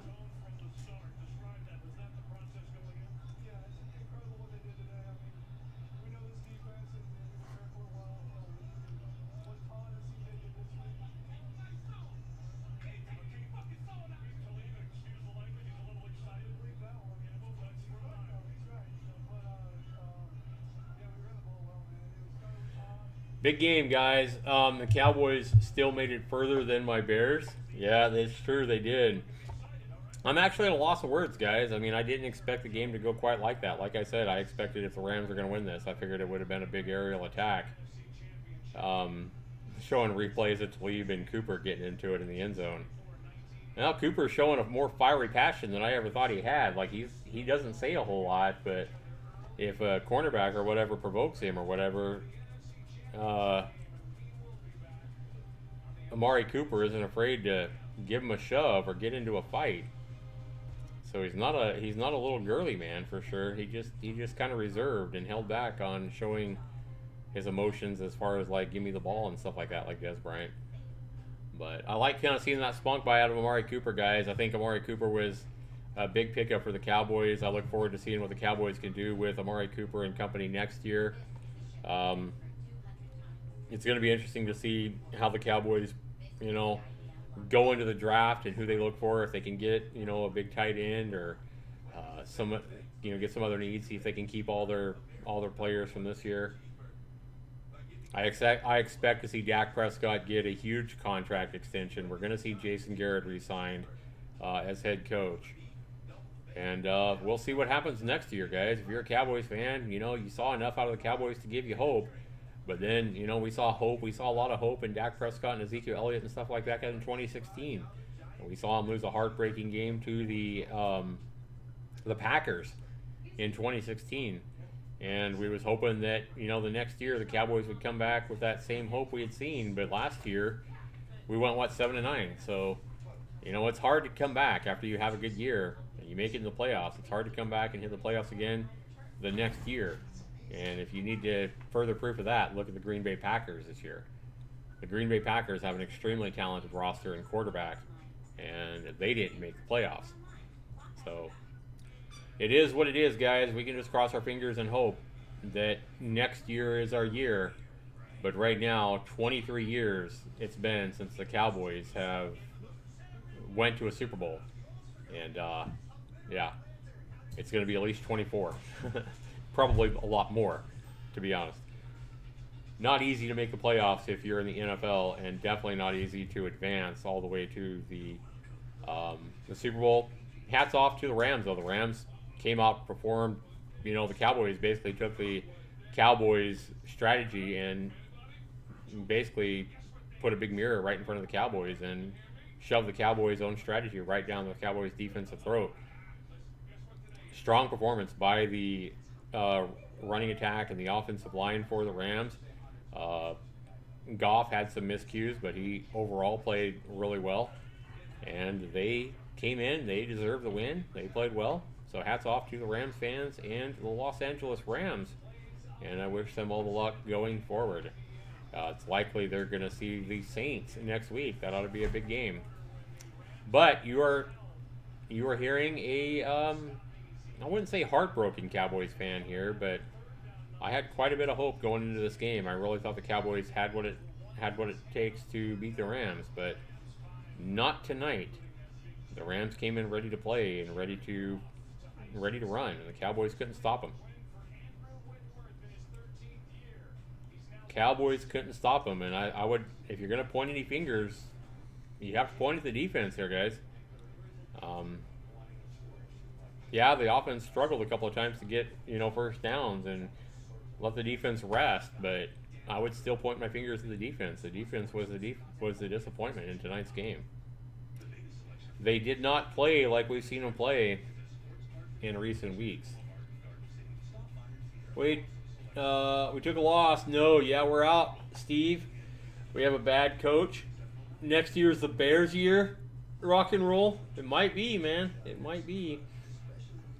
Yep. Well, hopefully those few of you people that did listen to me, my announcing the game play by play and kind of how I thought of each play and reacted to each play. Thanks so much for being here, guys. I appreciate it. I'm gonna go crawl in a corner and cry now. I'm just kidding. I'm not gonna really cry, but I'm a little bit sad. I'm a big Cowboys fan. I've been a Cowboys fan all my life. I was hoping the Cowboys would do what it takes to get further, but not this year. So thanks so much for watching, everybody. We don't really have a bad coach. I don't think Jason Garrett's a bad coach. I just don't think he's an exceptionally good coach. I don't really have any problems with Jason Garrett. I don't think he's a bad coach. I think Sean McVay for the Rams is a better coach. I'd much rather have McVay than Jason Witten, but we could do worse. We could have worse coaches than Jason Garrett. Dak Prescott handling the loss like a man. No tears in Prescott's eyes or anything like that. Handling it like a man. I'm sure that some of these Cowboys players are pretty emotional, though. I'm sure there's a lot of Cowboy fans that are a lot more emotional than me. Not easy when you're a diehard fan of a diehard fan of any football team.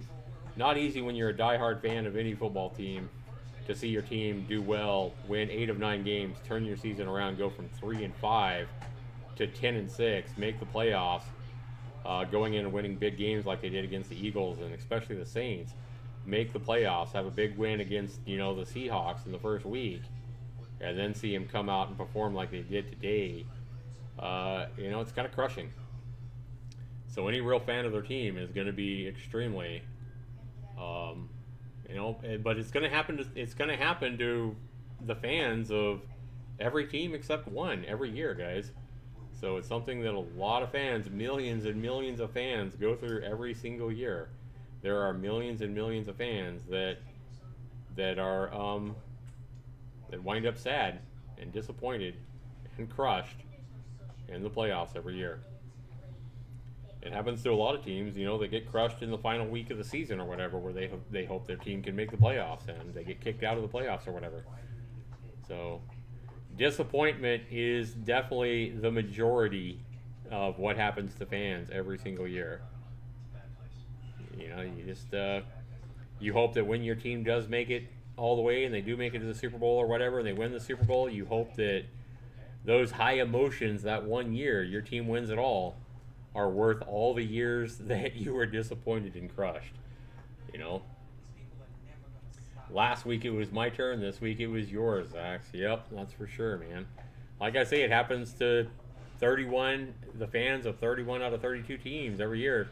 And the funny thing is, the further you go, the further your team goes and advances into the playoffs, the more heartbreaking it is when your team loses. So let's just say the Cowboys had won this. Let's just say the Cowboys had stopped on that 3rd down and 7, and the Cowboys got the kickoff, and the Cowboys came back and scored a touchdown and got the 2-point conversion and tied it up 30-30. Oh my God, I would have been absolutely nuts. I would have been like, wow, that 1,000 odds. Woo, we're unstoppable. Cowboys get it in overtime, get the ball, whatever, and come back and win. Let's just say we had an emotional comeback win from the Cowboys here. Well, then if the Cowboys go into the Saints next week or whatever and lose that one, or if the Cowboys go into the Saints and win that one and go to the Super Bowl and then lose, when they lose, it's going to be a lot harder. So the funny thing is, the irony is here, if you're a fan of a football team and your team goes 3 wins and 13 losses, doesn't even have a chance of making the playoffs, it's not that hard. You're like disappointed. You're like, oh, fuck, my team sucks. It's not that hard. But if your team gets in the playoffs and wins a game or wins 2 games in the playoffs, the more games they win in the playoffs, the closer you get to that Super Bowl or to win in the Super Bowl. The closer you get, the harder it is when you lose. So that's just the truth of it, guys. I mean, uh, that's kind of like what they say, like in a race and stuff like that. You come in second place on a race. You come in second place on a race. Well, second place is the number 1 loser. So that's kind of how it feels too. The higher you get, the higher you are as far as being the biggest loser. So, you feel worse than if you're. I feel worse now. I feel more crushed than if the Cowboys had went 1-15 and just had a crappy season. I feel worse. It's just the reality of how it works. But anyway, guys, I want to go ahead and thank you for being here, Rock and Roll, and Steve Seals, and whoever else is here. I hope you guys have a good rest of your weekend. There's 2 more good ball games coming up tomorrow. We got Philadelphia and the Saints, and we got the Chargers playing at the Patriots. Is the early game tomorrow. So, yeah, exactly. It would suck if it was the Super Bowl. All right, guys, thanks so much for watching. Thanks so much for tuning in to my reactions and my play-by-play calling of the game and how I thought of it as it happened. So hopefully you guys enjoy it. If you have, make sure you hit that like button, guys. And if you're watching the replay of this for some reason, make sure you get that like button down below, guys. This is Zaxtorian. Have a good one, everybody. Take care.